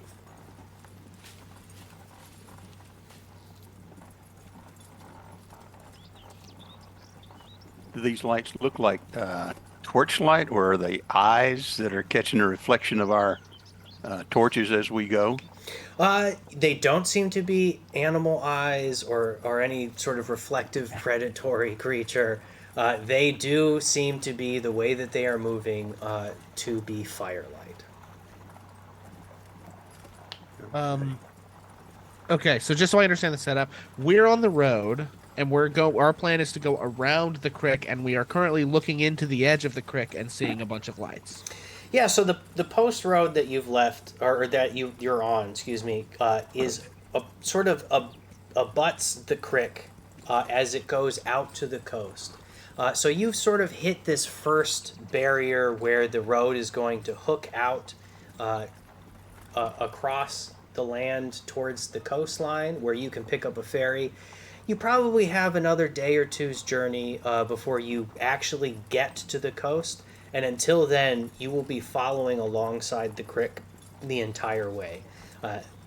And so you see in the outskirts, just inside of this marsh forest, these blue-white flames dancing and tickling through the trees.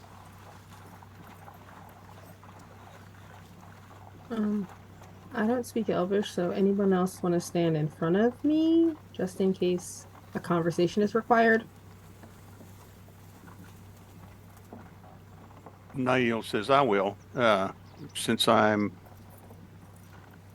High Elvish. I mean, High Elf, that's one of my languages, so sure.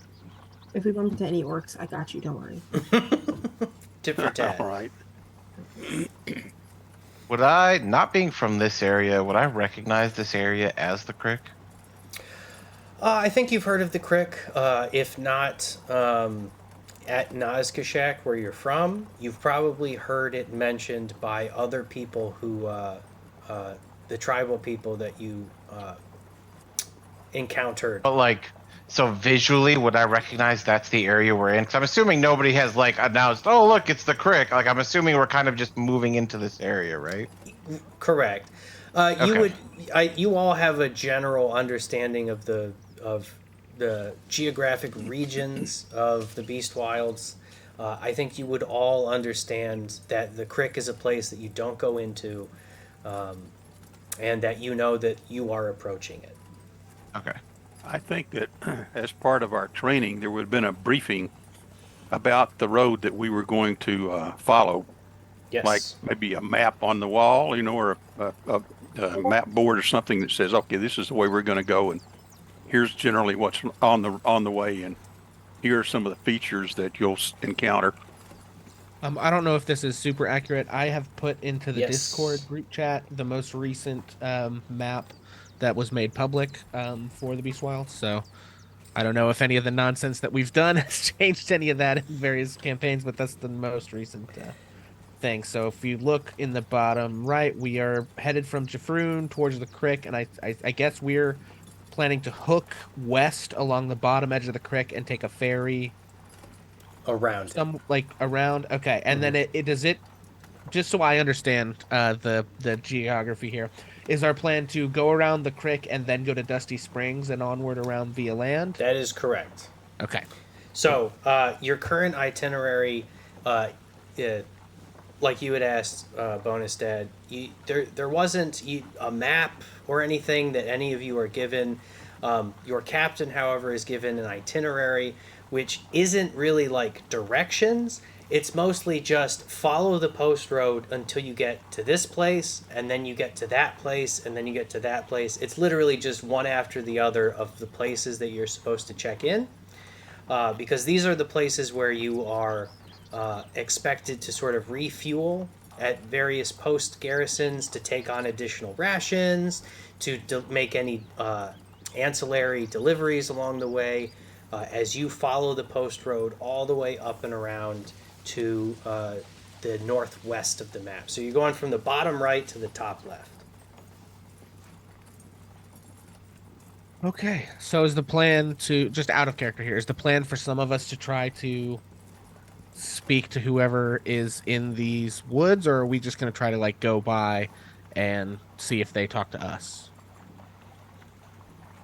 Like, I'm asking the other players, like, what are, like, because I've heard, I think Catalina and Nail are like kind of taking point on this, but I didn't know if they're like headed off trail to go see what these people are up to, or if we're just like trying to keep our head down and get by, and just those are the people on point if they talk to us. Oh yeah, I'm just sticking with Saucy. We're staying on the road, but like just in case they approach, I need someone who actually speaks something similar.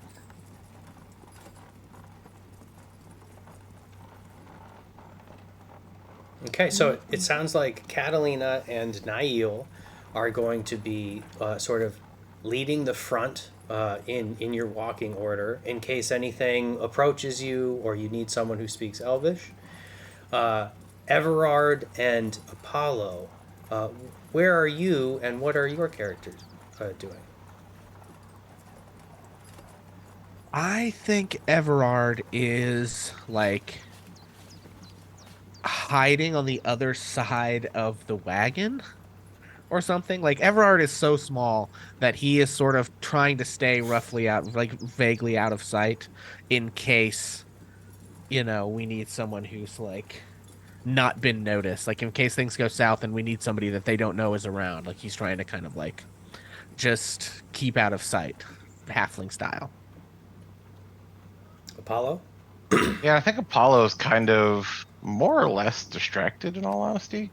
I feel like, given his situation, he's likely kind of scanning through some of the letters in his folio, but like, in a way that obviously he's still walking, so he's not like continually reading. And I think in those moments when he glances up, he's probably pausing and likely looking at some of the vegetation in the area to try and grab the things that would be easily accessible.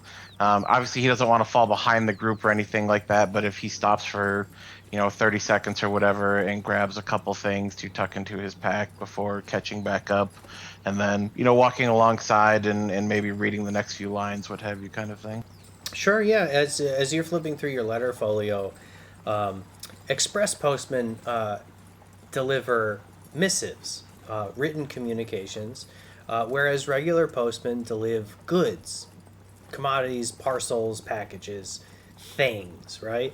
So Apollo has a sort of special task with delivering different letters to important persons throughout this journey, this leg of the post road. And you see that your next delivery is for Pawpaw Hot Pants McTriple Dipper.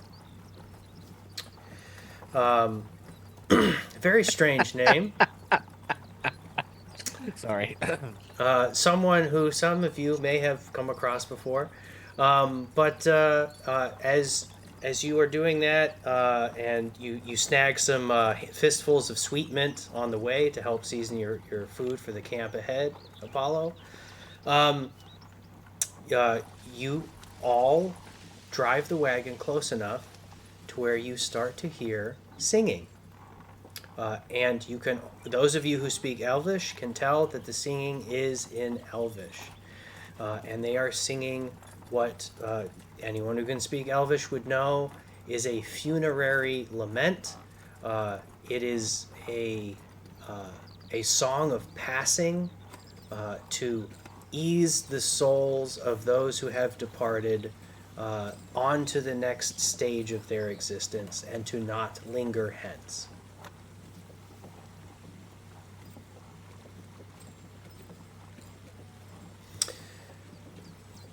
What do you do?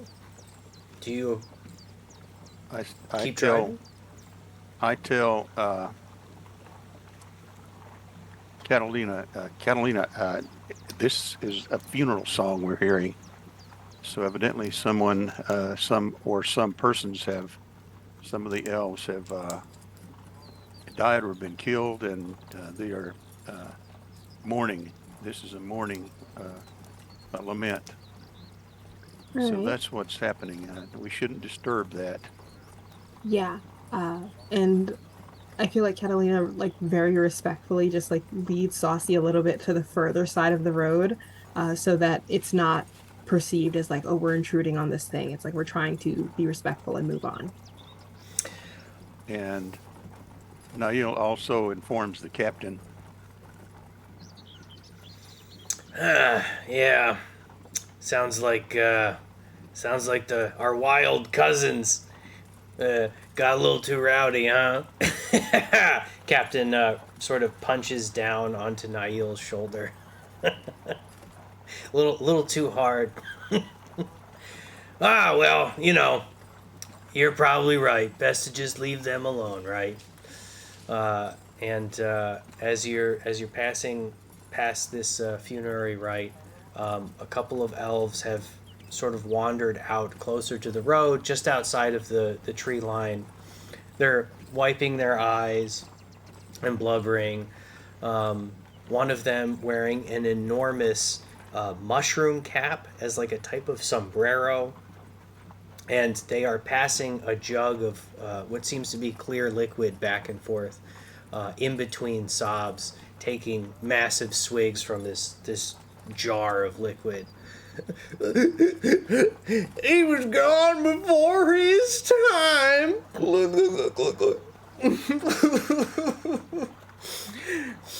Oh, Pawpaw, what are we gonna do? There ain't much hot pants left in the Crick. The one wearing the giant mushroom sombrero takes a swig of the jar. Doesn't seem at all perturbed by the contents of the jar, unlike their companion. Oh, shucks, well, when I got made Pawpaw, I just chose to do my best, and or my name ain't Hot Pants McTrippy. Takes another swig, passes it over. They see you passing by and sort of acknowledge you as you go. Well, y'all enjoy your travels. It sure is hard out here these days. Now, they were singing in Elvish. Are they speaking in Elvish? They are speaking in terrible broken common. The one wearing the mushroom cap holds out the jug to y'all as you pass. A drink for the departed? Anyone? Nail says in Elvish, that looks like some pretty good shinny you got going there, so I'll take a swig. Oh, it'll zap you like a lightning fish.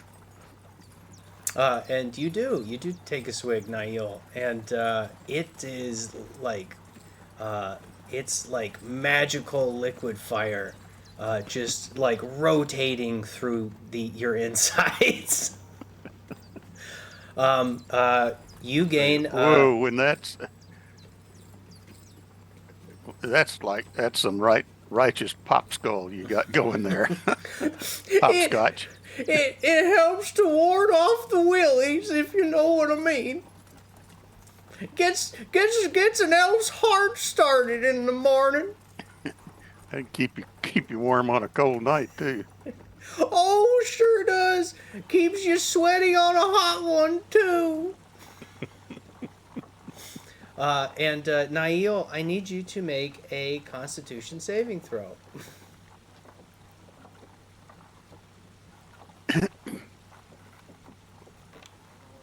Let's see.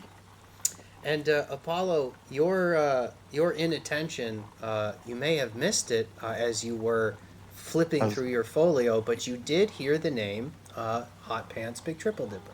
I was just going to say, so while he's doing that, I think Apollo would kind of, not so much wanting to hold up the group so much, but he would kind of stop to address the one in the sombrero as I'm assuming seemingly kind of looks like the one leading the whole thing. Yeah. Yeah, I think he would kind of stop to at least get his attention in that moment. But I'll let you guys finish out where you were at. Yeah, bonus Okay, hit. What you got? Constitution saving throw was an 18. 18, that makes it. You gain 1d4 temporary hit points until until next session. So go ahead and roll that. It's strong stuff, but if you can stomach it, it'll fortify you. And That's a 2. Two more hit points than you had before. Apollo, you approach the morning wild elves, these Crick elves, and the one with the mushroom cap sombrero, a big red and white speckled monstrosity, wearing incredibly short, tight, hot pants.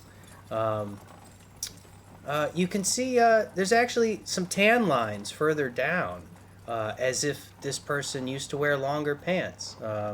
Perhaps made of some type of alligator skin, who can tell? But he seems to be the one in charge, and he receives the jug of frog piss, which is their colloquial term for shine. And he looks over at you.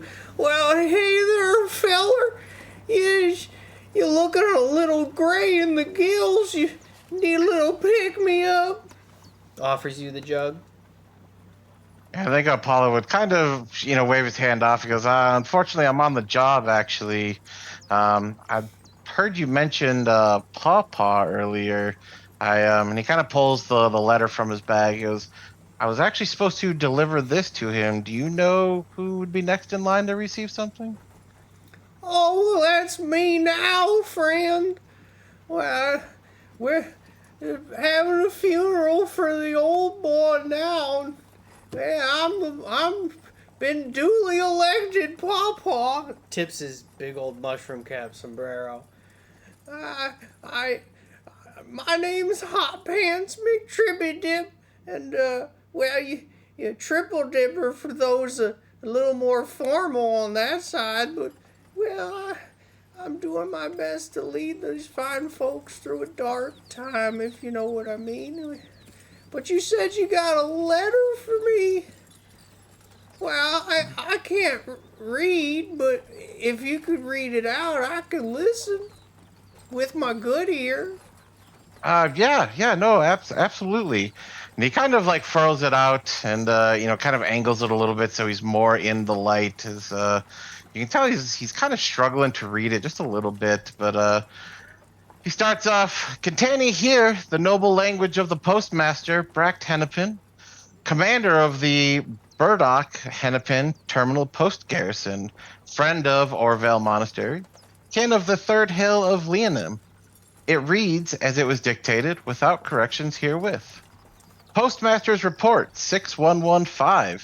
Night day, beginning week, sun month, season of storms. Teams, 1 garrison, 2 active itinerary, 1 sent to Agrost.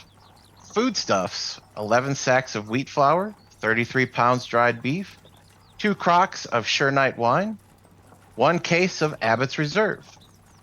Traveler water, 44 casks. Well water remains clean and high. Light, 50 pitch torches, 96 tallow candles, 1 2/3 crock of fish oil, 2 beeswax tappers. Provided by Orvale Monastery. Postmaster's comments.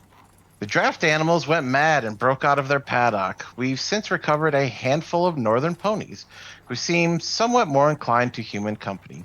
Of the 18 recovered ponies, I have sent 16 packed with supplies by a team of Captain Listair Isolde? Listair Isolde, yeah. That's a Listair Isolde.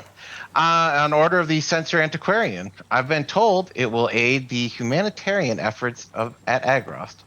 The Lord High Lord, King Kaiser's recent martyrdom, has caused the Agrost post to fall into complete non-communication. It is our duty to keep the post road open and available. It is the postmaster's hope that the provided ponies and supplies can assist the Agrost post to resume regular service at haste. Well, that's a funny letter. I ain't got nothing to do with no postman. I think at that point, Apollo would kind of take a moment to look around and kind of see who's just paying attention, in the hopes that most likely most people are not. And he'd kind of move over and he goes, well, there's some little scratch here. Looks like there might be a little extra message here if you want me to go ahead and read that off. Hit me.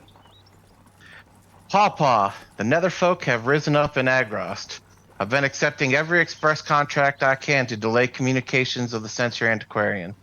My cover is still intact. Warlord McDougan must take up the Terrapin Shield, and the Hemlock Thorn War is coming to the Crick. We don't have much time. Organize the Dicks and the Knickerbockers. I know that you would avoid violence at all costs, but I have seen the sickness in the Crick. The Gilder empower its spread with every tree they cut, every fowl they pluck. I've seen their expeditions dredging the marshes, hunting and harvesting indiscriminately in the name of their profits. It's weakening the wilds and keeping sickness from healing. The Northerners don't realize it, but the lost lands of the Netherfolks must have fallen to the same sickness already, what we call frog blight. Expelling the profits from the Crick is the only way that we can continue to buy time from the wilds for the wilds to heal. You must make the Crick impenetrable and impassable to all outsiders. Do not trust the word or letter mark of anyone except those who speak the phrase, "We sure do appreciate your hospitality." Signed, Coletus O'Breaclass? Culots O'Breaclach. For anyone who speaks Scottish Gaelic, that's a naughty word. But having heard the sort of key phrase that Sure do appreciate your hospitality.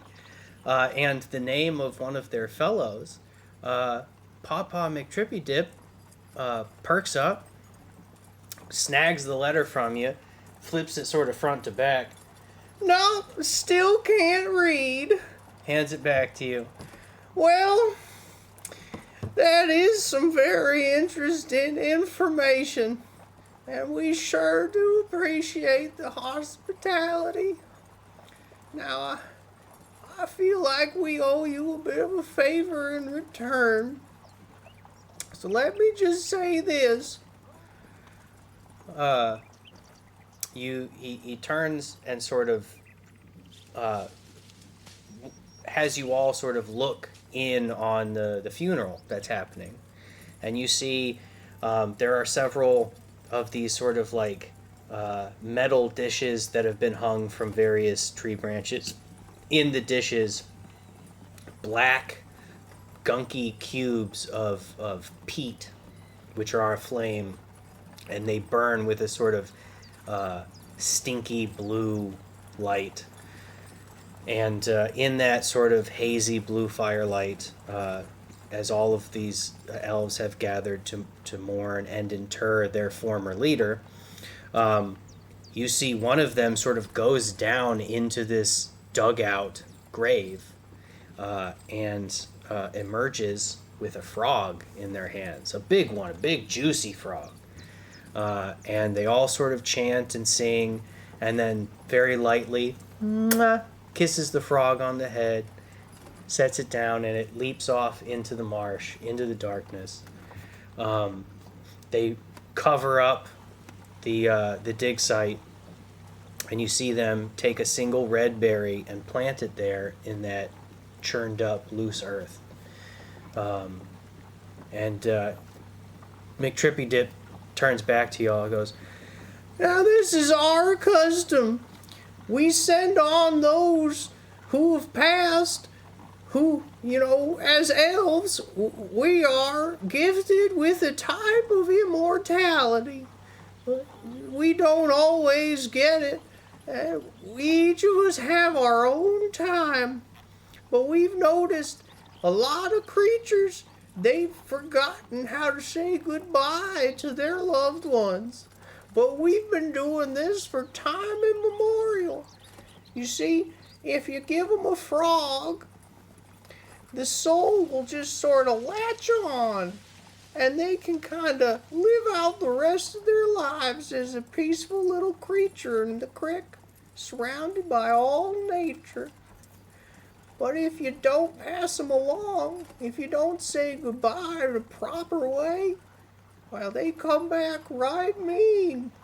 I don't know if y'all have seen that yet, but ever since the skies went dark, we've been seeing stumblers coming into the crick, smashing through all the trees and digging up all the mud and crawdads. The hungry folks, too. They like to get a bite out of a knickerbocker, I'll tell you that. But, well, just make sure, whatever you do, if you lose someone, say goodbye proper. You don't want them coming back mean. And with that, they pass the jug of frog piss around for anyone who would like to take a swig.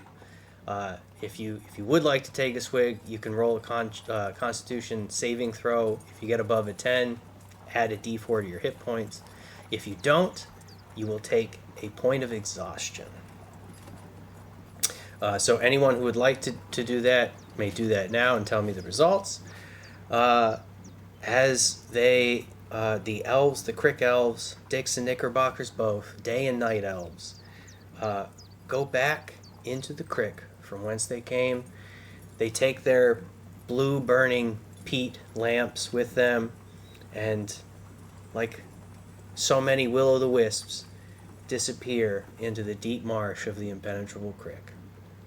So who took a swig of frog piss? We already know Nail's got a stomach for it. Who else? I got a 22 on my con save. Ooh, that's a practice swig right there. You've done this before, Catalina. So I have Yes, you some do have advantage. features. Yeah. So, what is my con? No, my con's pretty good. Yeah, Everard's gonna take a swig. Do it. We're Uh, respecting their culture. You're enjoying our hospitality. Okay, I have a 14 plus 4 is 18 total. Done.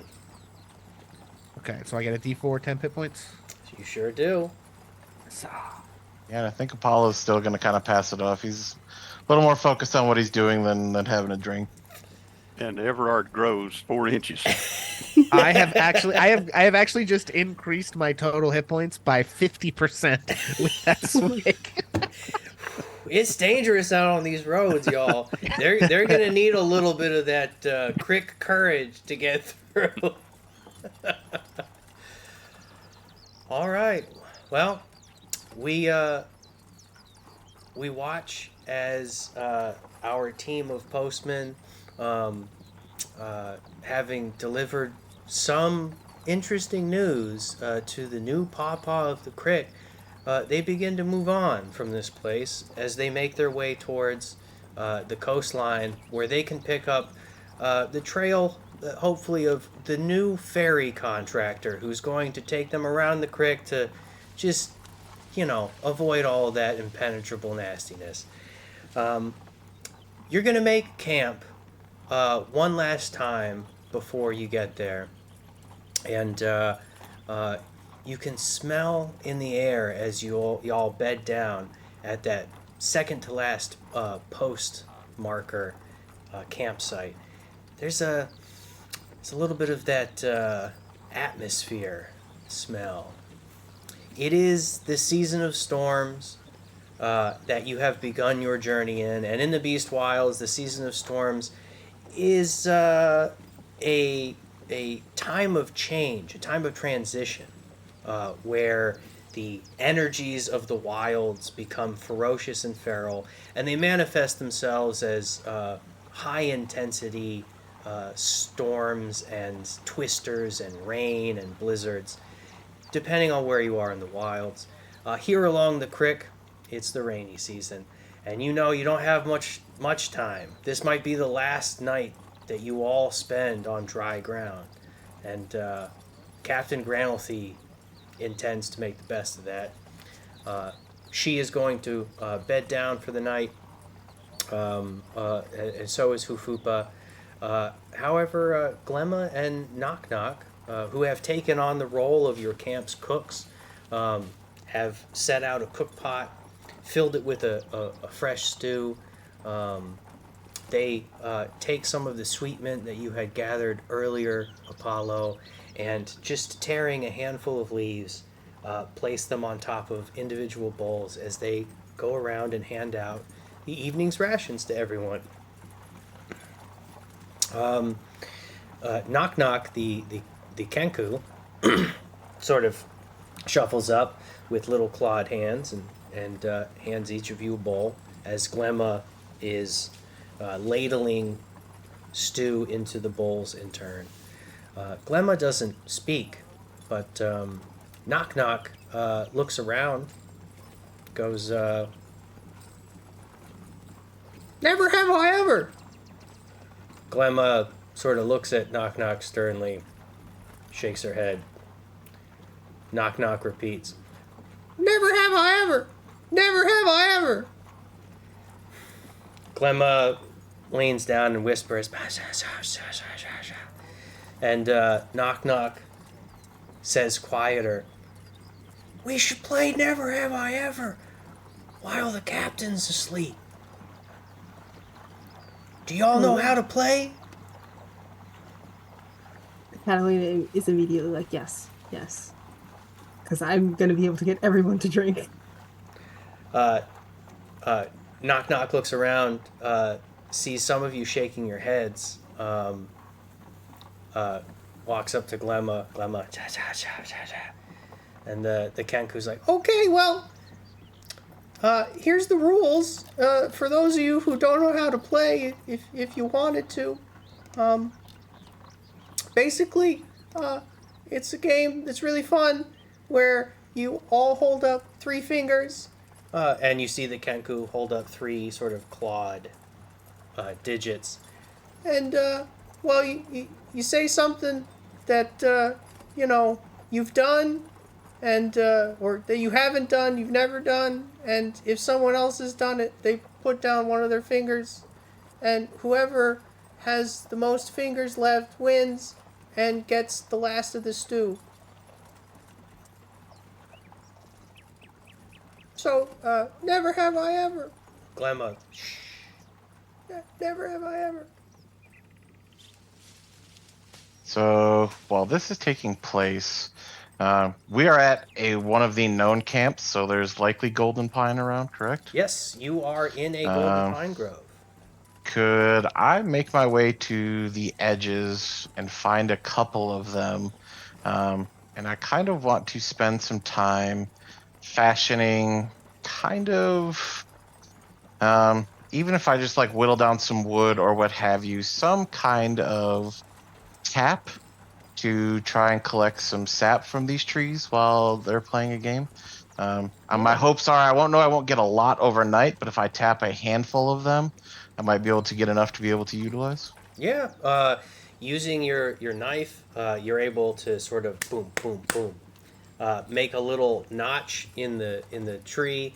You find the fat wood just under the branches where the resin really collects, and you just poke a few holes here or there, and hammering a nail in just above that, you hang a little sort of metal cup, little tin drinking vessel underneath those to gather sap while you sleep.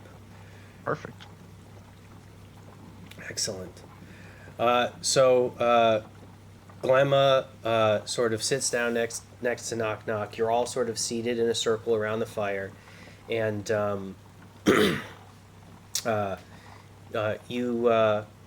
Glemma reaches into her pack and brings out a wineskin. Sort of looks around, hands it to the person immediately to her left, which is Everard. And she holds up 3 fingers. The Kenku hops up and down. Never have I ever. Holds up 3 talons and instructs all of you to do the same. So Everard is going to start, and then we're going to go in sort of clockwise order on the screen, where you will each announce something that your character has never done, but that other characters likely have done, so that you eliminate them and win. Everard, kick us off. Oh God, I have no idea. Something Everard hasn't ever done. Never have I ever fired a longbow. Clemma puts down a finger. Apollo would be putting down a finger. Okay. Oh, is Apollo playing, or did you do that and then come join us, or? I kind of assumed that I was coming back, but I can do that in the meantime. I'm totally cool with that. No, it's fine. I just Everard makes notes of like everything that happens in like a journal, and so I just need to know like. I just wasn't sure timeline wise how much time Beast was going to give us, and that was kind of an important. Pretty nebulous. We're not keeping strict track of time. You'll be able to do whatever you want to do and still participate. Perfect. Next up is Nail. Nail, never have you ever done what? Oh, and bonus dad, you are currently muted.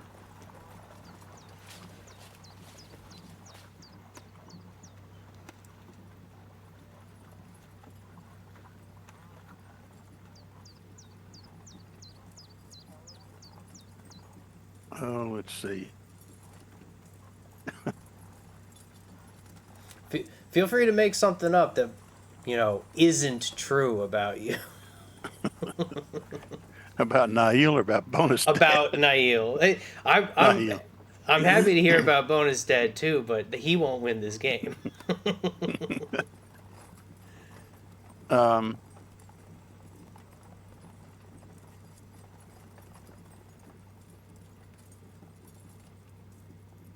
Never have I ever spoken Dwarvish.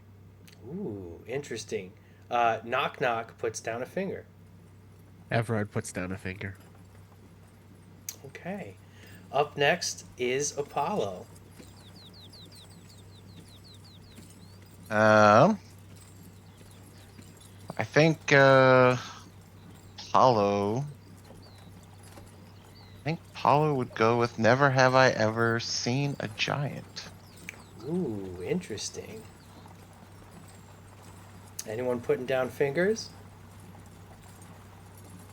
I feel like technically if Catalina is from the like tribe lands, she has seen a giant. So I gotta put a finger down. Okay. Catalina puts down a finger.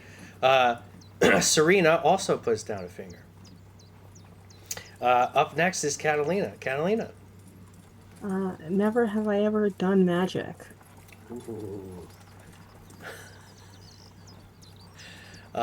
Glemma puts down a finger. Everard puts down a finger. How many fingers does Everard have up?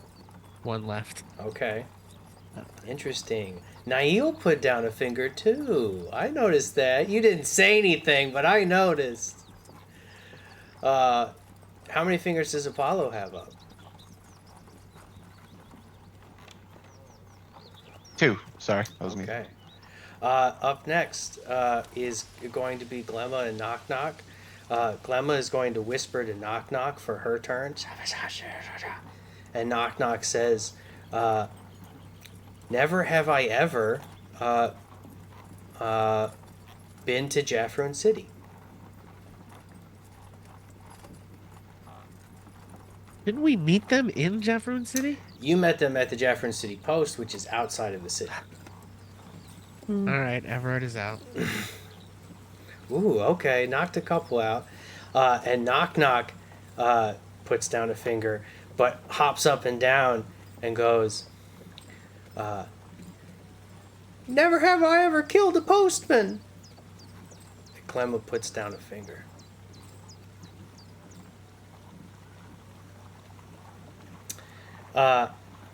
With that, how many fingers does everyone have up? And does anyone have up more than one finger? Paulo has 2. I have 1. Apollo has 2. Serena also has 2. So Serena is going to go and say, looking up and down at Apollo, trying to get a sense. Oh, okay. I think I got your number. Never have I ever kissed a goblin. Oh, what I have. She puts down a finger. I guess this doesn't count, does it? No, it doesn't count. Does Apollo put down a finger? He does not. Okay. Well, I guess you're the big winner then, aren't you, mister? Knock Knock is like clapping and making little clicking crow noises. Glemma just proceeds to shake her head and stir the pot. You hear a knocking from underneath the wagon. Keep it down out there. As Hufupa, your scrivener, chastises you for waking him up. So you've all learned maybe potentially some interesting things. But yeah. Catalina looks at Serena after that knock and is like, I need blackmail on that guy. I need to find out what's wrong with him. Oh, don't you worry, dearie. The small ones are my specialty. I'll have him singing like a... Well, not to be insensitive, but a bird. Honestly, I trust you for it. Go for it. She kind of shakes her shoulders back, chest out. Oh, just give me a few more days. You all sort of have had your stew. Apollo, you are entitled to the final ration. No mechanical benefit now, as none of you have received any exhaustion. However, if any of you are exhausted, a little bit of extra food or rest may help to reduce the amount of exhaustion your character has. That said, given that I'm not exhausted, did Saucy get some, or can I give that last bit to Saucy? Absolutely. Big Saucy, who I assume is now Little Saucy, has been baked down into a little dog-sized wolf. Apollo, you share the final weaning ration with Saucy, who digs in, still has some of that blood yam flavor that it craves. And we're gonna wrap it up and end with all of you sort of getting your final night of sleep before you wake up and make your way to the coast to meet your ferry in the coming days. Do any of you do anything as you bed down? Any private moments or any conversations that you would like to have? Well, Everard can be seen sort of sitting somewhere over where there's a decent bit of light, just writing in his sort of, he pulls this kind of small leather-bound book. It's pretty travel worn at this point, but he flips to, a certain page and just begins to sort of write for quite a while into the night. Okay. Anyone else?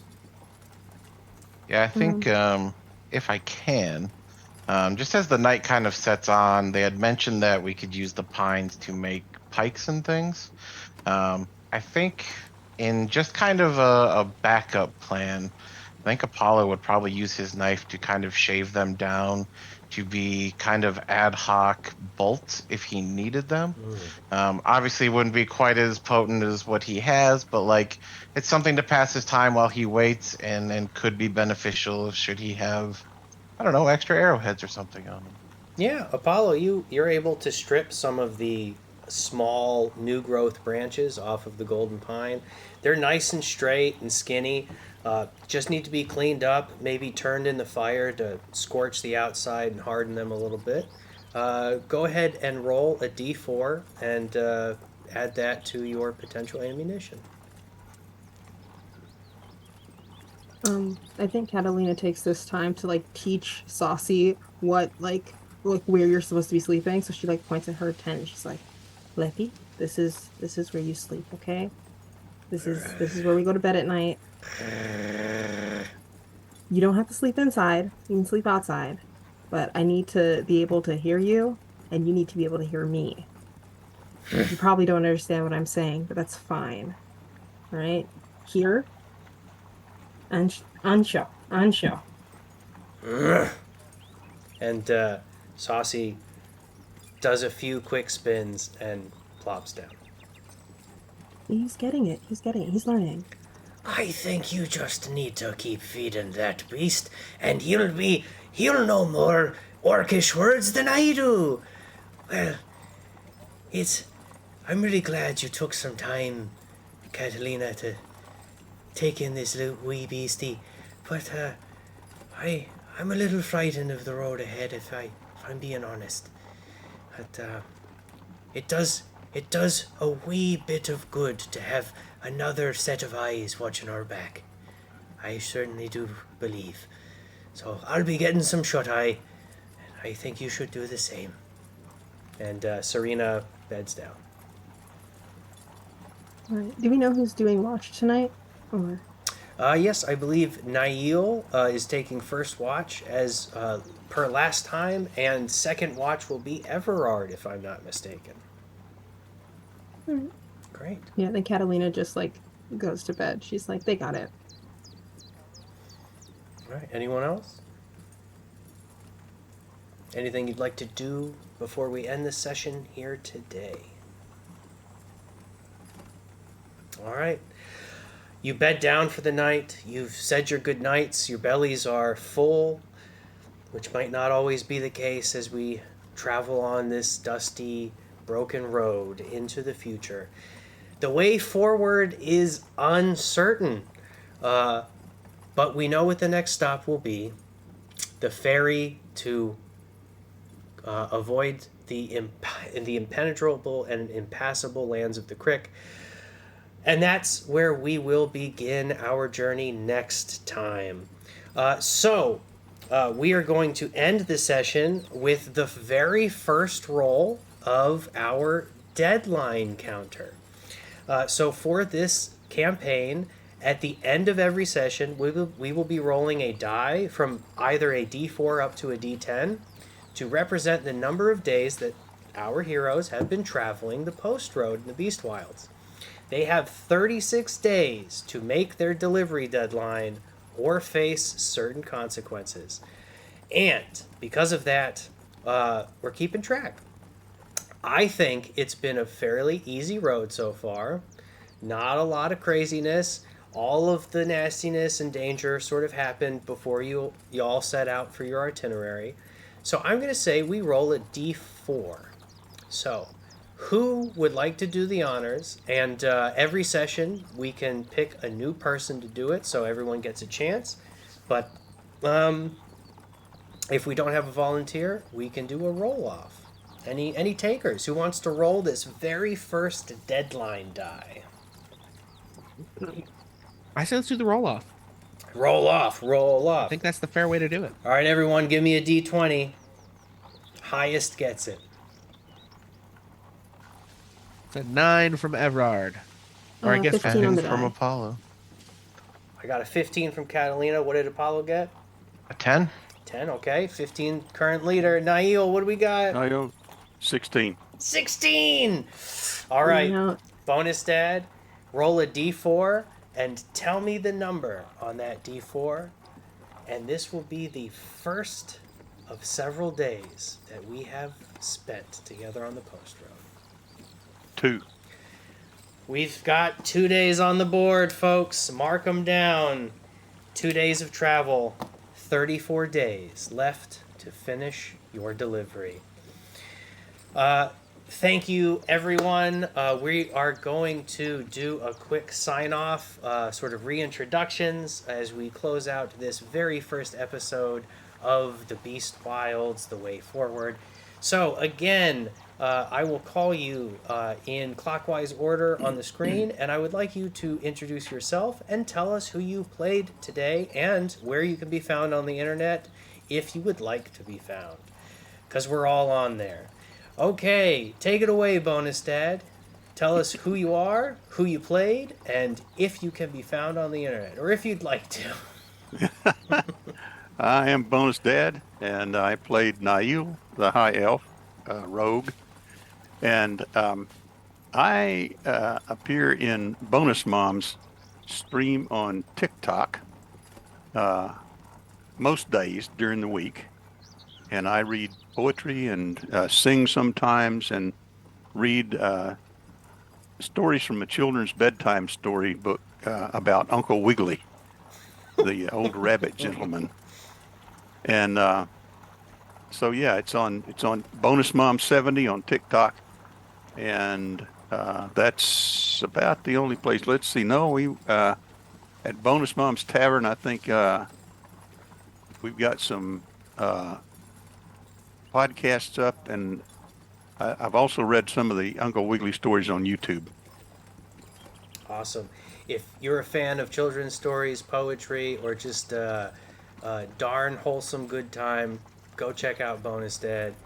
Up next, we have Ace. Ace, tell us who you are, who you played, and if you'd like to be found on the internet.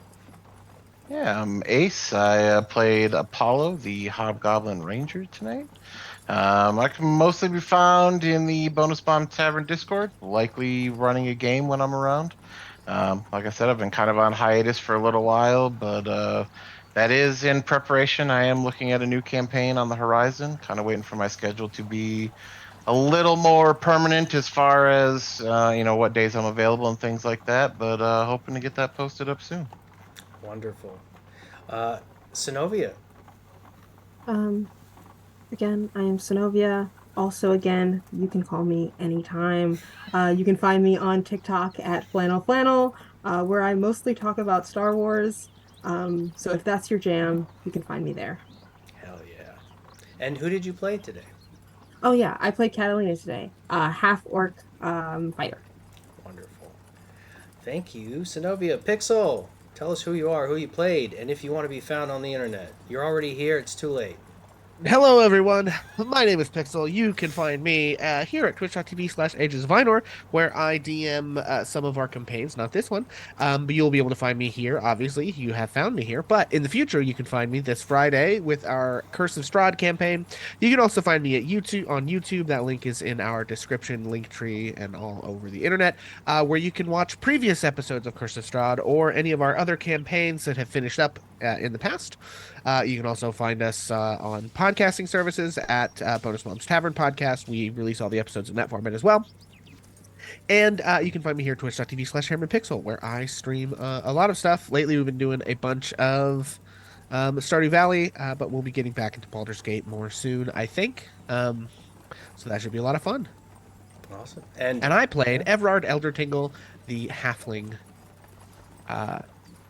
Well, let's just let folks find out what Everard can do in the future. You're a halfling. We already know he's done magic before. He put that finger down.